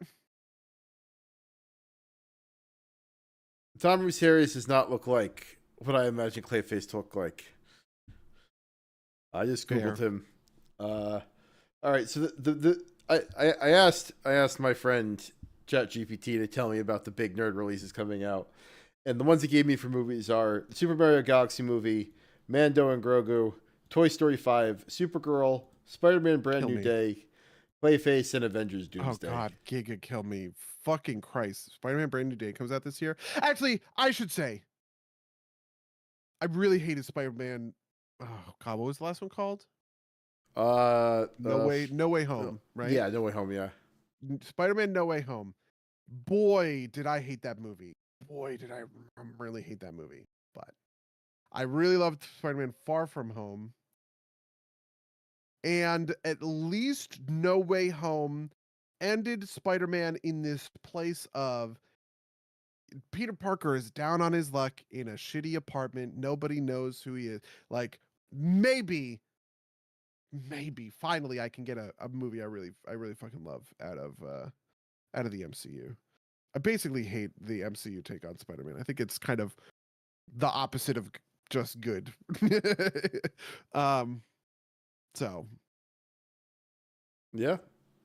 Apparently, Michael Mando is playing Scorpion in Brand New Day, which, you know. I love Michael Mando. Oh my god. That's actually kind of hype, to be honest. We'll see. Yeah. I guess there's J. Jonah Jameson stuff if that's true. Well, I don't know. They probably won't go with that Scorpion lore. Technically, Scorpion was hired with Black Bunny by J. Jonah Jameson to hunt Spider-Man for. It's funny that like stuff like this, as I describe it, is like the height of journalistic malpractice, but like it was just a comic book plot in the 1970s. Anyway, what else was on that list? Toy Story could give so few fucks about.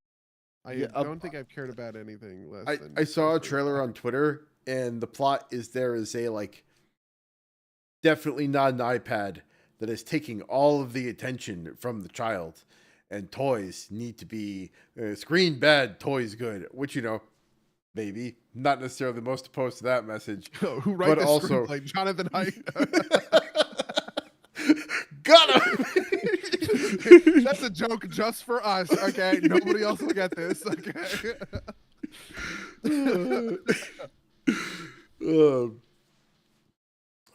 But of those movies, I think the one I might be most excited for, If you say Super Mario Galaxy, it might be Super Mario Galaxy. I fucking hate my life. Are you kidding? I think maybe. Oh, I really hated the first Mario, but you know, hey, who knows? Maybe this one will be good. I don't. I mean, I don't care about Mario. I in the don't first place, have high expect. Like, this is one of those things where it's kind of like, you know, it was dumb the first one, but I didn't particularly care. it is one of those, like, I am not invested in like the Super Mario Brothers movie being a true representation of the Super Mario Brothers property, right? Like, it can kind of be whatever it wants to be, right? Like, I'm a fan of the old fucking movie, right? Like which was Yeah, I guess I will say this for its favor, which is Spider-Man No Way Home, The Rise of Skywalker. Like these are movies that offended me, right? Like these are movies that I loathe and I hold deep contempt for. I didn't like the Super Mario Brothers movie. I thought it sucked and I kind of wish I didn't spend my time and money on it. But I don't hold it in contempt or resentment. Do you know what I mean? Like one of these is one that I like. I'm mad about, right? The other one, you know, I just wish I didn't. I regret it, but whatever. And that is a different feeling. Yeah. The only movie I am sad that I missed over like the past year or two that we didn't we did the previous first we didn't do Sonic 3.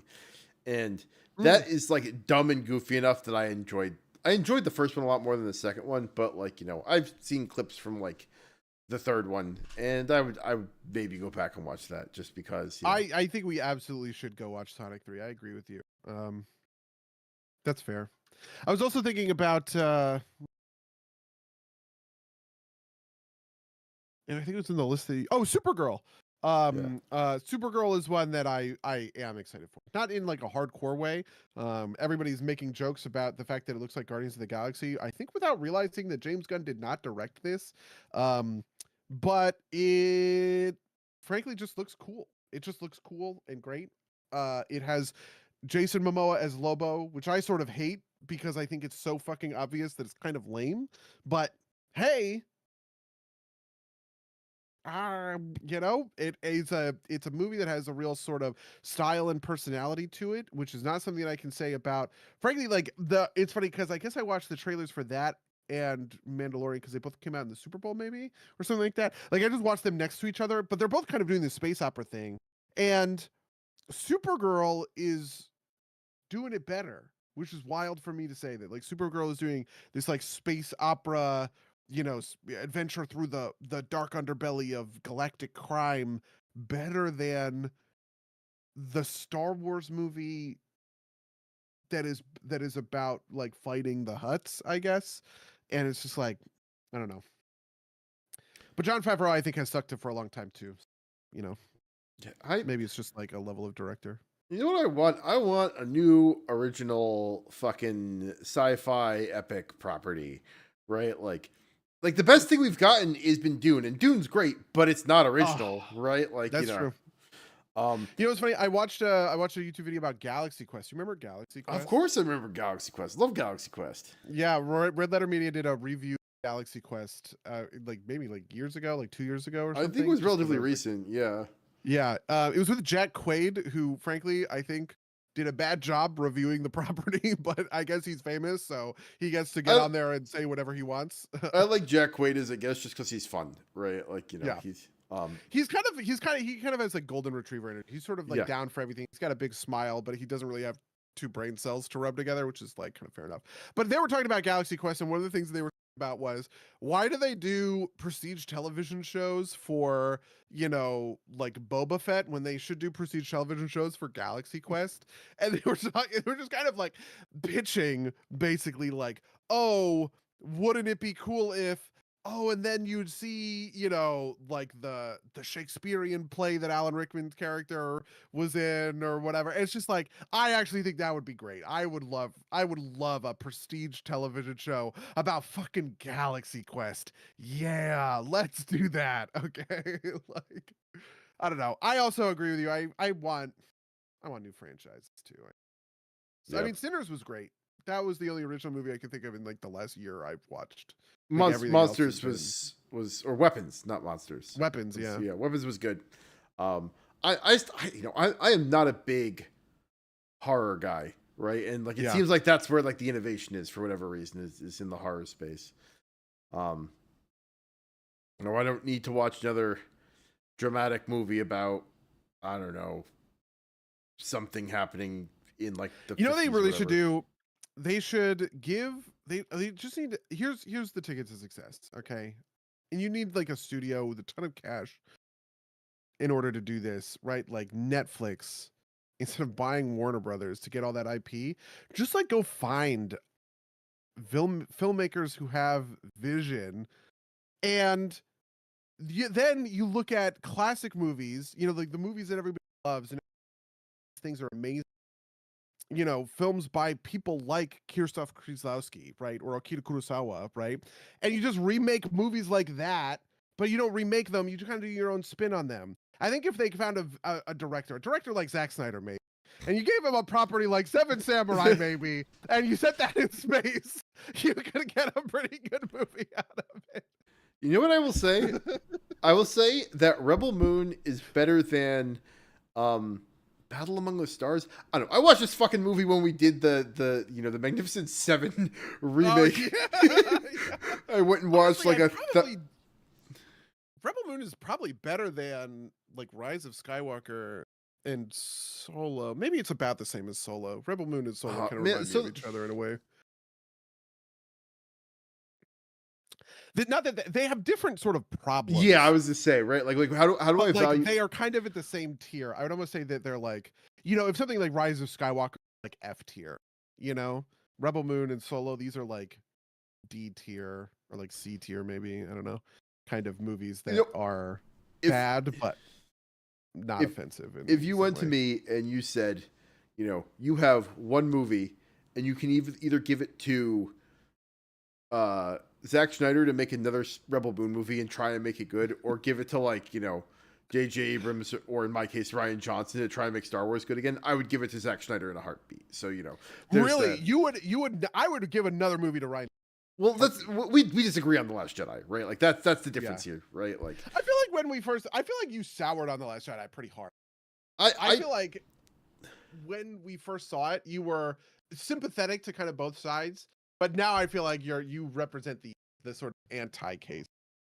I mean, on this podcast, I kind of like I don't think it's as Yeah. bad as people say it is, but I do think its fundamental flaw is that it's like just like not very Star Warsy, right? In a mainline Star Wars movie, and I think that's pretty much its biggest sin, right? Like, um, there's we don't need to do a third fucking episode on the Last Jedi, so Yeah, that's fair. It's funny. you know, There's this thing that I think has also happened, which is that like filmmakers learn the wrong lessons from movies. I was actually thinking about this in my speech about the Russo brothers. One of the things that I think has made brothers suck in hindsight, and also like just in general, is the way that Man of Steel affected how superhero movies got, right? Because in 2012 you have Avengers, where there's the Battle of New York, civilians are blowing up all over the place, all this other sort of stuff.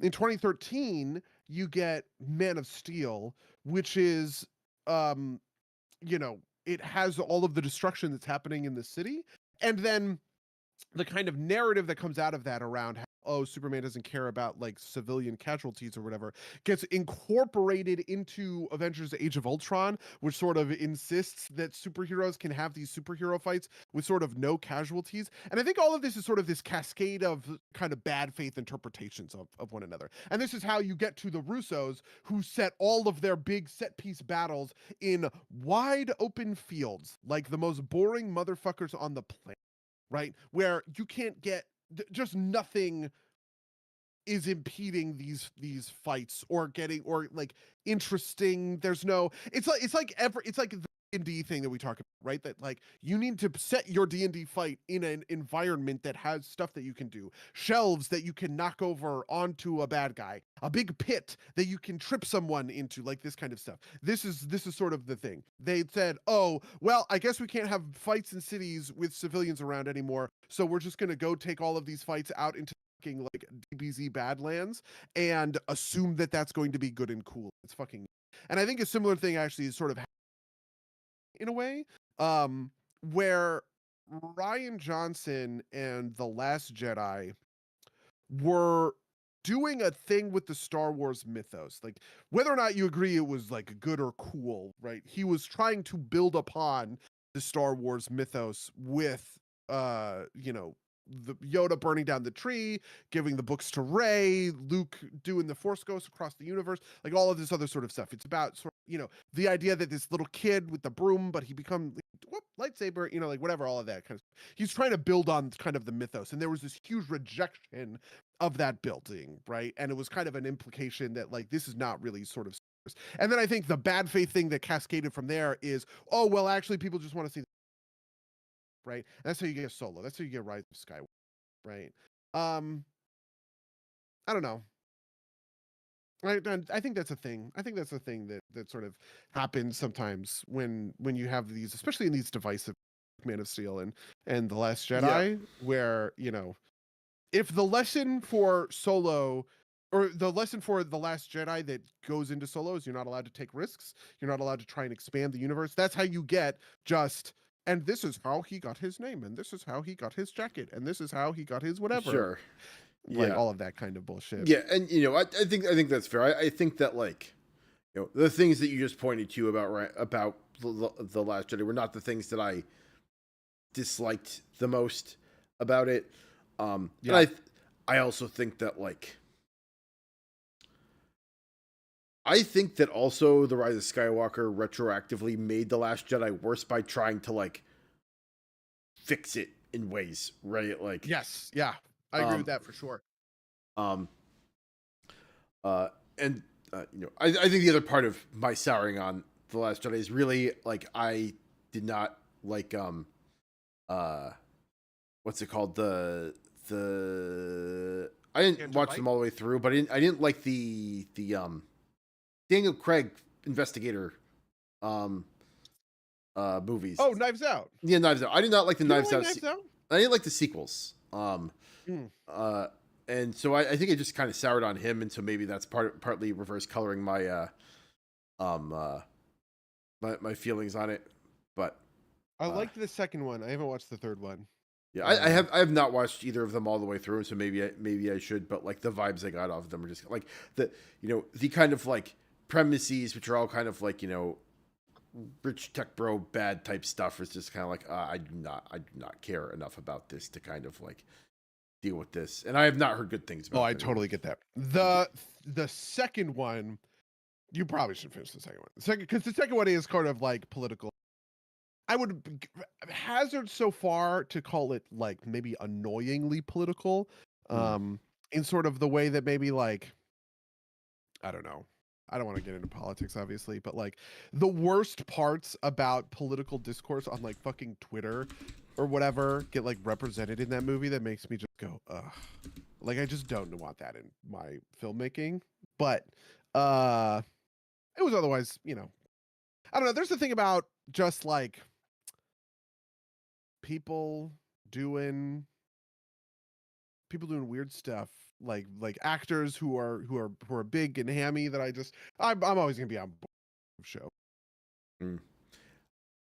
Well, talk about a weird political movie. Have you seen Eddington? You should watch Eddington. Eddington. I have not seen Eddington. It is a movie that like I don't know if we could even talk about it on this because like it is so wrapped up in like weird politics, and it's not very clear about what it is, like how it feels about anything. It is just like it is a fascinating movie. Um, Okay.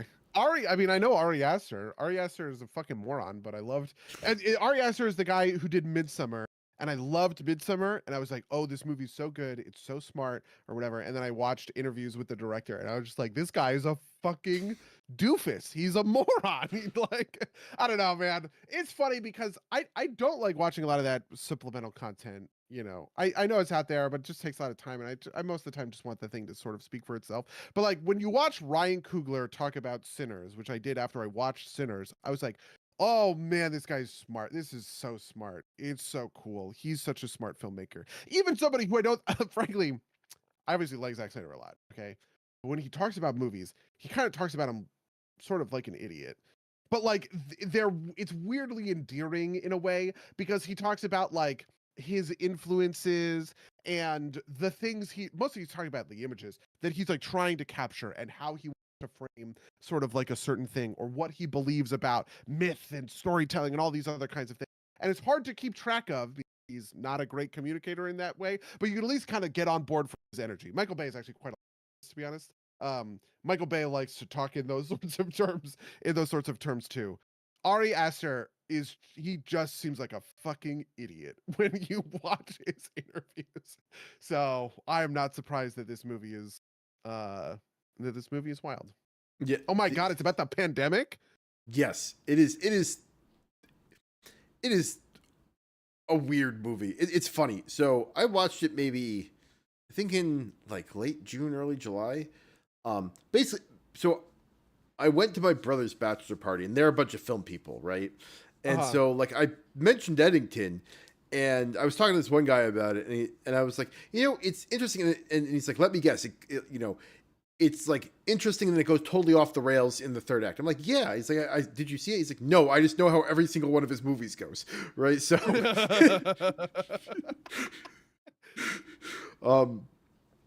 but I've never seen Midsummer, so I don't have that as a reference point. But I watched it as kind of like this is weird, and basically in terms of like being annoyingly political, you think it's going in like one of like a couple different directions, and it just keeps swerving and like denying any sort of like like real analysis. And so it's like you wanna categorize it, but it doesn't get like categorized very well.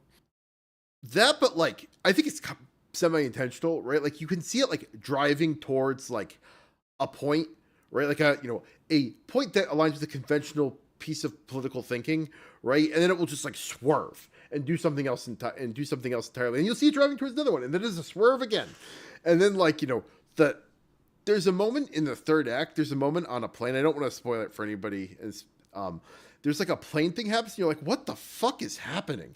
And then the movie, and then the ending is spectacularly weird.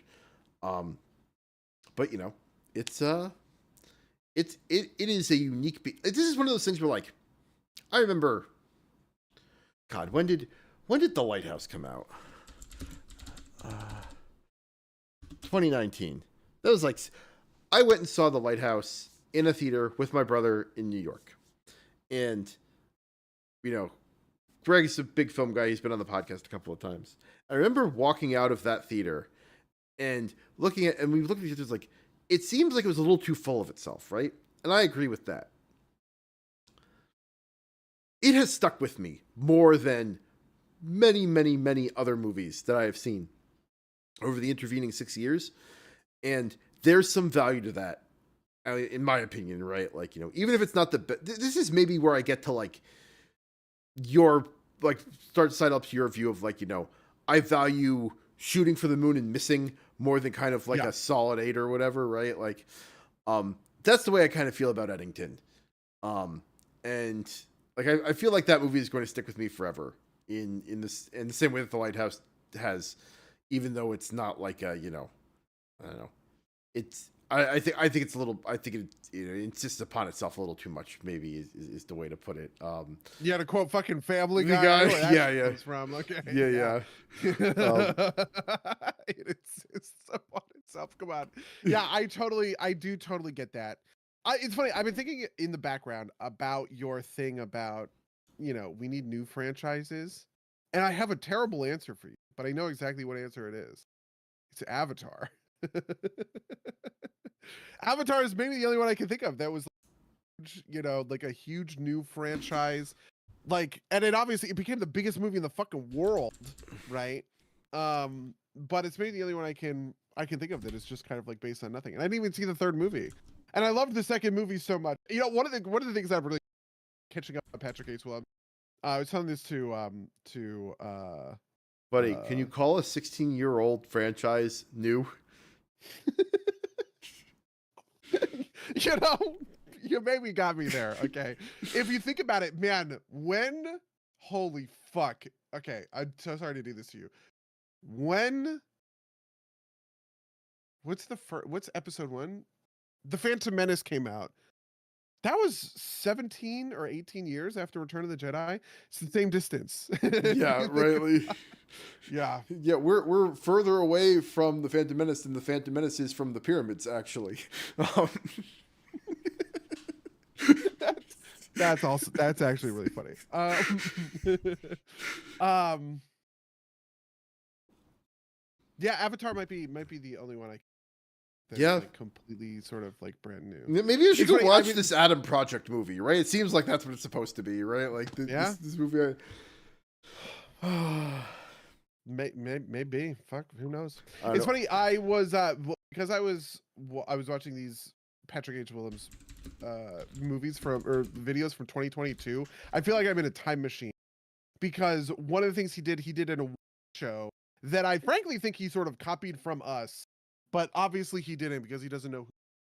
But he did this award show called the Vitoes where he got a bunch of Funko Pops of Vito Corleone and spray painted them gold. And just started handing the Funko Pops for like invented movie categories. And one of the movie categories was best whale that cut a guy's arm off, which is something that happened in Avatar Way of the Water. And so it was like it's just like a bunch of stuff that was unrelated even to whales. It was like, oh, Kate Blanchett in Tar. I guess Brendan Fraser The in The whale. Whale was nominated.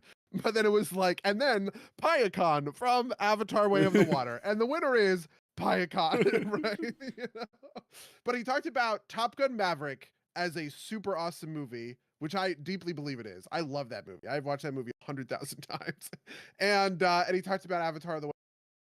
Man, I kind of think those are some of the like best movies that I can think of in recent memory. Um, and even those are these like legacy sequels. You know what I mean? Like Top Gun. I mean, coming off of the original Top Gun, obviously Top Gun Maverick is an amazing movie, but it's not new IP. Same thing for even other stuff like Blade Runner 2049. You know what I mean? I don't know. Yep. I tend to not like the IP argument all that much because I think even in the golden age of Hollywood, things were essentially like even Indiana Jones is essentially based off of an IP in the sense of it's sort of like a riff on a thing. But you can't even get that stuff made anymore, right? Rebel Moon is a riff on Star Wars and it's a huge flop, right? You know, you Yeah. just think about so many of these, I don't know. Maybe just superstar talent is the other way you can do it, like Ryan Christopher Nolan, I guess. Tenet, right? Is kind of like Yeah. Yeah. I don't know. And so something that ChatGPT missed is Project Hail Mary comes out, I think, in like a couple weeks. Which is it is hard sci-fi, so it is not like a space opera or whatever. But I enjoyed The This is Martian. just sunshine, right? Do we all agree on that? It's just fucking sunshine.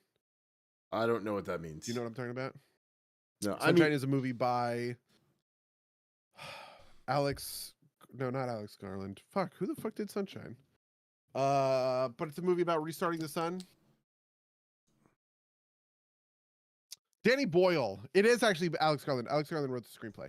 But it's a movie about a group of people, a group of astronauts who are flying to the sun to drop a nuclear payload to restart it because the sun is broken.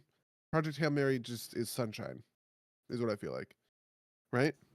I have no idea. I think I actually have the audiobook. I just never went and read it because like I said, I enjoyed The Martian. I went to get the Hail Mary book because I listened to an interview with Andy Weir at some point. And I will say that I am moderately hyped for Project Hail Mary. I like Ryan Gosling. Um, Phil Lord, Chris Miller, right? yeah, Great. I actually also like Ryan Gosling. Ryan Gosling, weirdly, he is maybe since like I don't know, man, Barbie. He's just really come up in the world and is a real true movie star yeah. that I deeply love. It's like him and Jake Gyllenhaal. Jake Gyllenhaal, I think, is it's maybe the best movie star I can think of. In Hollywood. I just fucking love everything he's in. It feels like. Um, but yeah. Yeah. Yeah. I don't know. Maybe I should get into the Amazon Expanse series or something. Maybe Oh, I that'll. watched the first. God, what happened to The Expanse? I watched like the first 2 or 3 seasons of that. That show was awesome. Yeah. I don't know. I don't know. We'll see. Yeah. But Anyway, is there anything else that you want to that you're hyped for? I feel like we covered everything, we but covered the water, everything that I am aware of, I guess. Right, like yeah, new Pathfinder classes coming out. Um, Daredevil and Slayer. cool. Yeah, I haven't looked at the play tests. I don't care enough. Yeah, did you look at the playtest for what was it, Commander and Guardians too? I mean, I think those might be out. Like, no, those are out. Right. But like when they came out in playtest, did you look at them? My Um, gut is no, right? Or no, probably no. occasionally we have. I know that you aren't on the Facebook Messenger as much anymore, but friend of the cast, Mark, reads them pretty much, and he spits out thoughts, and so sometimes I digest those, but I have not been. Okay. Yeah, like he takes some, whatever. He gives the take and we all move on. Yeah. You Yeah. know what? You know what? I might actually be excited for in the tabletop space is if the angry GM can finally get his life together and release a playable version of Slapdash, which is his system, I would be interested in trying it. Just because, famously, we use the tension pool and we enjoy the tension pool. He's apparently updating the tension pool rules at some point this year too. Wow. Very Yeah, cool. yeah. Is interesting just kind of like listening to him talk about some of that stuff again, because I think he would disagree with your use of like the D4 plus the D8 for the table response, because I think in his mind the right way to use the tension pool is you as a GM on the fly kind of like know contextually what the complications are supposed to be and come up with them, right? Like not necessarily like you have in your head like a set of things that could happen, right? Like Right, yeah. like if you roll a 1 when you're picking a lock, right? Like on the tension pool, then somebody shows up to check on the door, right? Like that's like the kind of archetypical Oh, thing. that's interesting. That's interesting. I'm running it raw. I'm running it his raw, but it's his raw from like 6 or 7 years Yeah. ago at this point. So, and I actually do think my problem with the improv version of it. Well, I don't know. I don't know. The thing I will say, I did something different this time when I wrote the complications, which is they are much more generalized, right? Okay. I had a couple of them in Heretic Heroes, but obviously the Soulstorm, like that was a thing that was in the tension pool that was a very specific kind of like trigger. Tension pool could just make this crazy story moment happen. There's really nothing like that in Rats in the Walls. In Rats in the Walls, there's a couple that you've already seen. Like an unlikely ally appears. Yes. Probably did we roll that one? That's like the most like. Um, I don't know if we've rolled a couple of general ones that you've adapted to the situation. Okay, yeah. There's some stuff that I track in the background. We never did like a Heretic Heroes sort of one where I explained how that tension pool works, which maybe I ought to. Um, but there's some stuff that it tracks in the background. Oh, you know what? Well, I can't explain. You're in the middle of the campaign. But when Rest of the Walls ends, maybe I could like revisit this. I do actually think I agree with you that the tension pool ought to be used improvisationally, with some, I don't know, light sort of guidelines on. I don't know how I would represent this. Basically, you want the stuff happening on one end or the other end of the table. I like that interaction quite a lot, and I I wouldn't want to get rid of it, but maybe there's just no clean way to keep it without. I think what I don't I know. would if what I would do is I would have like if I were writing the system, I would say that the GM rolls the table, right? And if there's a result that you think fits better than the dice, then you just ignore the dice, right? Um but if you don't have a good idea, you just kind of like go with what the D the D8 D12 gives you or whatever it is. Yeah, I have used the tension pool in a bunch of different places, and I think I kind of like it as a modular system that reacts to the context of the adventure that Mm, you're running. So, for instance, when I run the tension pool, so Rachel just said, "Would you disagree with my use of the grind maze?"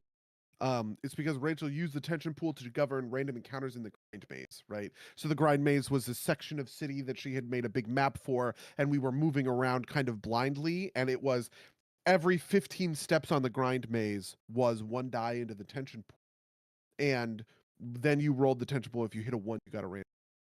and if you hit multiple ones, you would stack random encounters together, which is actually quite deadly. And we did do that once. That's a lot of how the tension pool works in Seventh Expedition, which it also governs the random encounters, right? You know, you get the tension pool rises on certain sort of actions. It is a huge tension about obviously but it is the counterweight to actions that people are doing in camp. So for instance, if you're in camp doing research, that doesn't increase the tension pool, but if you're in camp and you go foraging for food, that does. And that was like a pretty important gameplay lever for me to kind of like pull in order to go, okay, if you want to scout the surrounding area to try and look at what other hexes are at, you are adding to the tension pool. If you are foraging, you're adding to the tension pool. Otherwise, it's kind of always correct to do those actions compared to sort of the other ones. Yeah. And I think of those as very like different uses of the tension pool. So I would probably, it is a cool modular system that ought to morph to kind of the contours and context of the campaign. Yeah. And just to kind of answer the question directly, I obviously did not experience the grind maze, but I think like I feel like he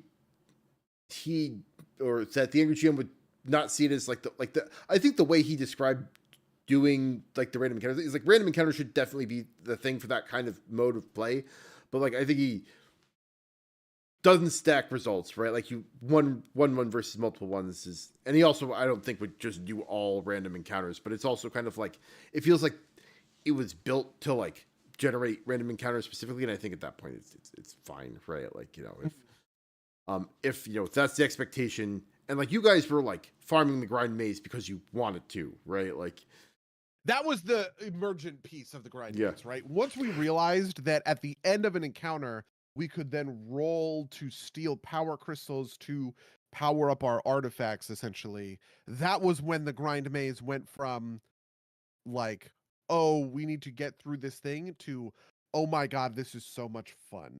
Because it kind of turned the game into a kind of a roguelike in a way. Of, you know, just progressing until you get the next upgrade, right? So Yeah, fair enough. Yeah. And hey, if you're having fun, you're doing something right.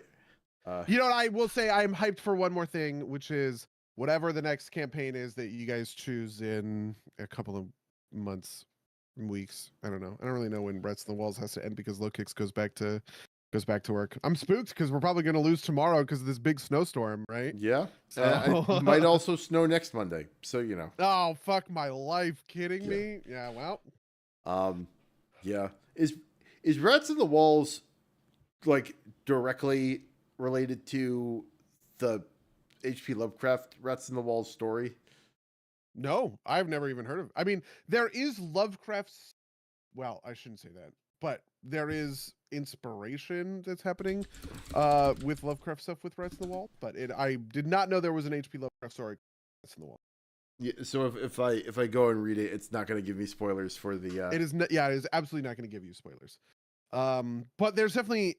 I don't know. I guess I won't say anything more than that. Did you end up watching the JoJo episode I told you to watch? You don't have to. I watched the clip that you showed me with Oh, the sniper rat. I don't understand anything about JoJo's Bizarre Adventure. Okay, so I was just like, "What the fuck am I watching?" You know, that gets the dart in his arm and it goes, you know, like. Do But you know was what, a lot. do you know what a stand is? No. Okay, so we've been watching JoJo, so just Okay. to kind of lay it out. Starting with arc 3 of JoJo, the powers are these things called stands. People, for various different reasons, can kind of like manifest versions of their will. They're like people that like pop, like they're like magic essentially. They're like, you know, Okay. like this person pops out of you. They all have different powers. In the third arc, they're all kind of very stereotypical. Like Star Platinum punches real fast. The French guy has one with a rapier, and you know, like the Indian guy has one that can breathe fire, and you know, Joseph, the returning character from the previous season, has one that can like make cameras take pictures of people's souls or something like that. They basically kind of do whatever you want them to, but this fourth arc has gone really off the walls. I don't know. Everybody loves JoJo. My hot take is that this fourth arc, which is Diamond is Unbreakable, I think, is just it is too slow, right? It's this classic kind of like parts. Season 1 was parts 1 and 2. Season 2 was part 3, which is like 24ish episodes long, I think. Okay. Season 4 or 3 is part 4, and it's like 60 something fucking episodes long, and it's just so much like filler that's clearly like, you know, chapters in the manga or whatever. But part of the thing here is that stands were kind of like mysterious as to where they were coming from, but they introduced this mechanic where like there's this bow and arrow where if you shoot someone with it, they get a stand power. And so like the story here is someone shot a fucking rat with the bow and arrow, and it stands as it like shoots people with like this like artillery cannon. It's fucking, but it's like it feels to me, it felt very Skaven. It felt very Skaven to me, which is why I posted it in the channel. Okay. Yeah. Definitely. I definitely get that. I definitely get that part for sure. Gosh. But yeah, rats in the walls. The rat man. It's a rat man. I don't think any of us are going to be able to, as well as Rachel. But yeah. Anything else from your week you want to talk about? I have been working on the platinum achievement. Wow. It is going to take me into midnight. I can't Really? escape it. Yeah, there's a bunch of weekly stuff. Like I never finished the Siren Isle. I'm going to have to go and do those weekly. I don't know if the next week is going to roll them.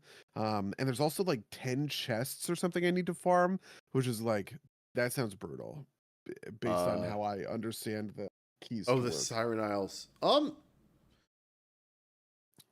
I've gotten one fragment of a key from one of a. You don't need that for the platinum. You don't need that for the platinum achievement. Oh, what do I need? I don't remember. Like 10 treasures or something. I think you can just like run around them. I think those are just like the set ones that you can like look up the achievement, because all the treasure ones are like, you know, I went to Wowhead and like copy pasted locations and just walked around to them. Because I know what you're talking about. I tried to do that grind for a little while and I got like one fragment. I'm like, I'm fucking done with this, right? So, you know, I did finish that. You don't have to finish that. Okay. I do go a little bit to Wowhead to clear some stuff. So the other one that I have to do is I have to do a bunch of different weeklies that are in the Hallowfall. You got to do the different daily, but there are weeklies. You put the stuff in the torches, right? Yeah. And I just have to wait week over week for the right ones to spawn for that. I have to do all of the kid things. That one's gonna be brutal. I've done 2 of like 8 or something, and so you know it's just gonna be every couple of days to see if the fucking kids show up. So for the kids one, the hard mode one will instantly complete the world quest. So don't make the hard mode one your last one for maximum efficiency. You can do it in 2 rotations, I think, if you do it that way. Okay.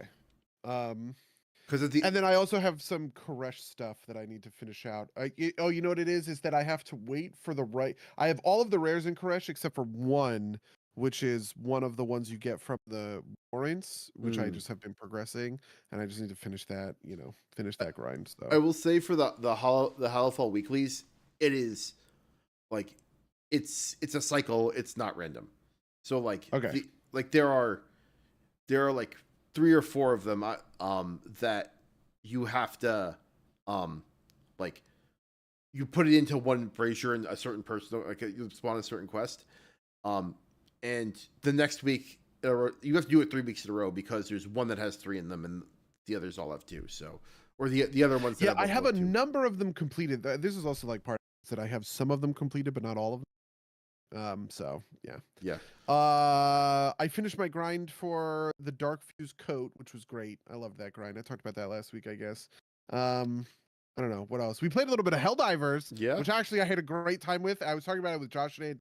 He was like, I really want to play more Helldivers. I was like, yeah, me too, brother. Like, I had less of a good time with it, but I'm so sorry. No, that's fine, right? Like I played for a little while. It's like, I don't know. I also fell off of it faster the first time than the rest of you did. So I also think that maybe if you had the breaching hammer, were you watching me play with the breaching hammer that first match? That was so fun. It was so stupid. That's like the kind of thing that I think is your kind of thing. I am going to make my weapon this one-hit melee weapon that I need to dive in against incredibly painful creatures. Like that's the kind of thing that would probably No, up your alley, maybe. and there's definitely an aspect of that, but I also just like I felt myself getting frustrated by like the laser over like sweeping over my head and damaging like the friendly and like Oh yeah. there's a number of like the game is designed to be like mildly frustrating, right? Like that's part of its friction, and it just rubbed me the wrong way the whole time we played. So, just Fair enough. not my favorite thing. Yeah, we also have more stuff that's coming out. Like it's an easy thing to drop. Yeah. Hey, how do you feel about playing Magic on tabletop? Something else Josh and I were talking Uh, sure. Like tabletop simulator would work. I would also play on like spell table or whatever, right? Like Yeah, the thing that we were talking about is there's apparently very powerful mods which I have found and downloaded because other people in another have been playing recently. And because I'm planning to like build out these decks, we were thinking about like what would it look like to play test decks on Tabletop Simulator and then order them once we're like, oh, this is good. This is like the good build of the deck kind of thing. But also at the same time, like there's just kind of no version of things where I want to do that. Like if we can get together, I want to get together. yeah. Kind I of was gonna thing. say like, And it's like, thinking about it, like half of the joy for me is a social aspect. If I'm gonna yeah. be at my computer, I'd probably rather be playing a video game, honestly. Yeah, like yeah. If we're all gonna be at our computer together, let's play whatever Arc Raiders, Helldivers, Marathon, something. WoW, whatever. Yeah. I think I probably agree. Um. Uh. And not and the if the cost for ordering a deck was too much, I would like if that ever got to the point where I didn't want to do that, I would like print them out on a printer and do like slide in proxies or something like that. Um, so I just don't think I want to put the time into that into like getting that all to work just to play it online rather than in person.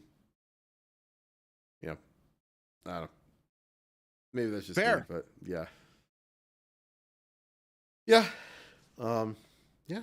How's Neo? I guess this the thing that you've been doing this week. Yeah. Honestly, I think it's a little too easy. Like it definitely has that like soul style combat, but maybe I've just out leveled the like I'm going through it in kind of like level progression order, but I'm out leveled the areas pretty significantly. And not that things are trivial, they're just like they don't have that kind of like, oh, I might lose at any moment thing that Dark Souls does, right? Like, I feel pretty confident that anything besides a boss I can kill pretty effectively. I think there's some water finds and crack problems here too. Like, I have my head in my there, in Neo you can switch between ninja and samurai mode. In ninja mode, I have a mask that has enemy sensor on it, and so like none of the kind of like classic Dark Souls, oh, you walk out and the thing around the corner jumps on you. They don't work on me anymore because I know where everything. Like I see the little red dot on the map, and that makes it less frustrating. But it also kind of like takes away some of the danger aspect. Like I said, the only thing that gives me any challenges are the bosses, and half of them I'm one shotting anyway. Like I said, I might have out leveled the content, which is not a thing you can really do in Dark Souls as effectively. But it's still fun. There's build crafting. I like whacking things with my big hammer and my tonfas. It's just like it's nice, but it's very quickly getting into the kind of like collectathon mode where I'm clearing the map instead of like enjoying the game, and so I will have no problem dropping it when something else I want to do comes along. I don't think Like Marathon. Or yeah, I guess exactly. like Midnight. Marathon and Midnight, right? Like Server Slam to Midnight. Theoretically, I think I have early access to the Midnight release, right? Like it's like Yeah, I 3 definitely days. have early access and I am going to go hard for it. But Mm. also at the same time, I think we're gonna like get together and stuff. I mean, you're gonna be away most of that weekend in the Yeah, first yeah, place, right? So yeah. Although I will be playing Marathon with X and Monik, hopefully, from New York. listen, live and in person. Yeah. No, I am. I don't know. I gotta get my Server Slam runner up to level 30 because that's how you get the maximum rewards in the full release. Which maybe I won't do that because it's most of it's consumables, none of it. Like just playing once, I think gets you the cosmetics, but you know, but yeah, Cool. yeah. All right. Anything else? Or should we wrap it up? Let's wrap it. All right. If you'd like to email us about any of the stuff we talked about in this podcast, you can email us at derpsgames@gmail.com or podcast@derpsgames.com. You can watch us on twitch.tv/derpsgames, youtube.com/@derpsgames, where these go out live. Rate and review us wherever you find podcasts. All the links will be down in the description. Buddy, do you have anything you're looking to promote? I have one thing I'm looking to promote, which is that tomorrow is the beginning of Steam Next Fest. Steam does this 3 times a year, big set of demos. We always release demos for our upcoming projects. This is a big one. The Steam Next Fest that starts tomorrow is Airframe Ultra's open beta. So if hover bikes and Akira slides and Mega City West, gigantic, Giga City, all this stuff is cool and fun, and I don't know, you want to get into any of that? Tomorrow, open beta. There's no forums, there's no any of that stuff. You do the demo and it's the game. So yeah. I played this last year before PAX, right? This is when we played, and it was a bunch of fun. Took a little bit of getting used to the controls, but it was fun. So, I would give it a look. See, everyone out there. Yeah. All right. Well, with that, I'm going to say until next time, dear listeners. Until next time, loyal listeners.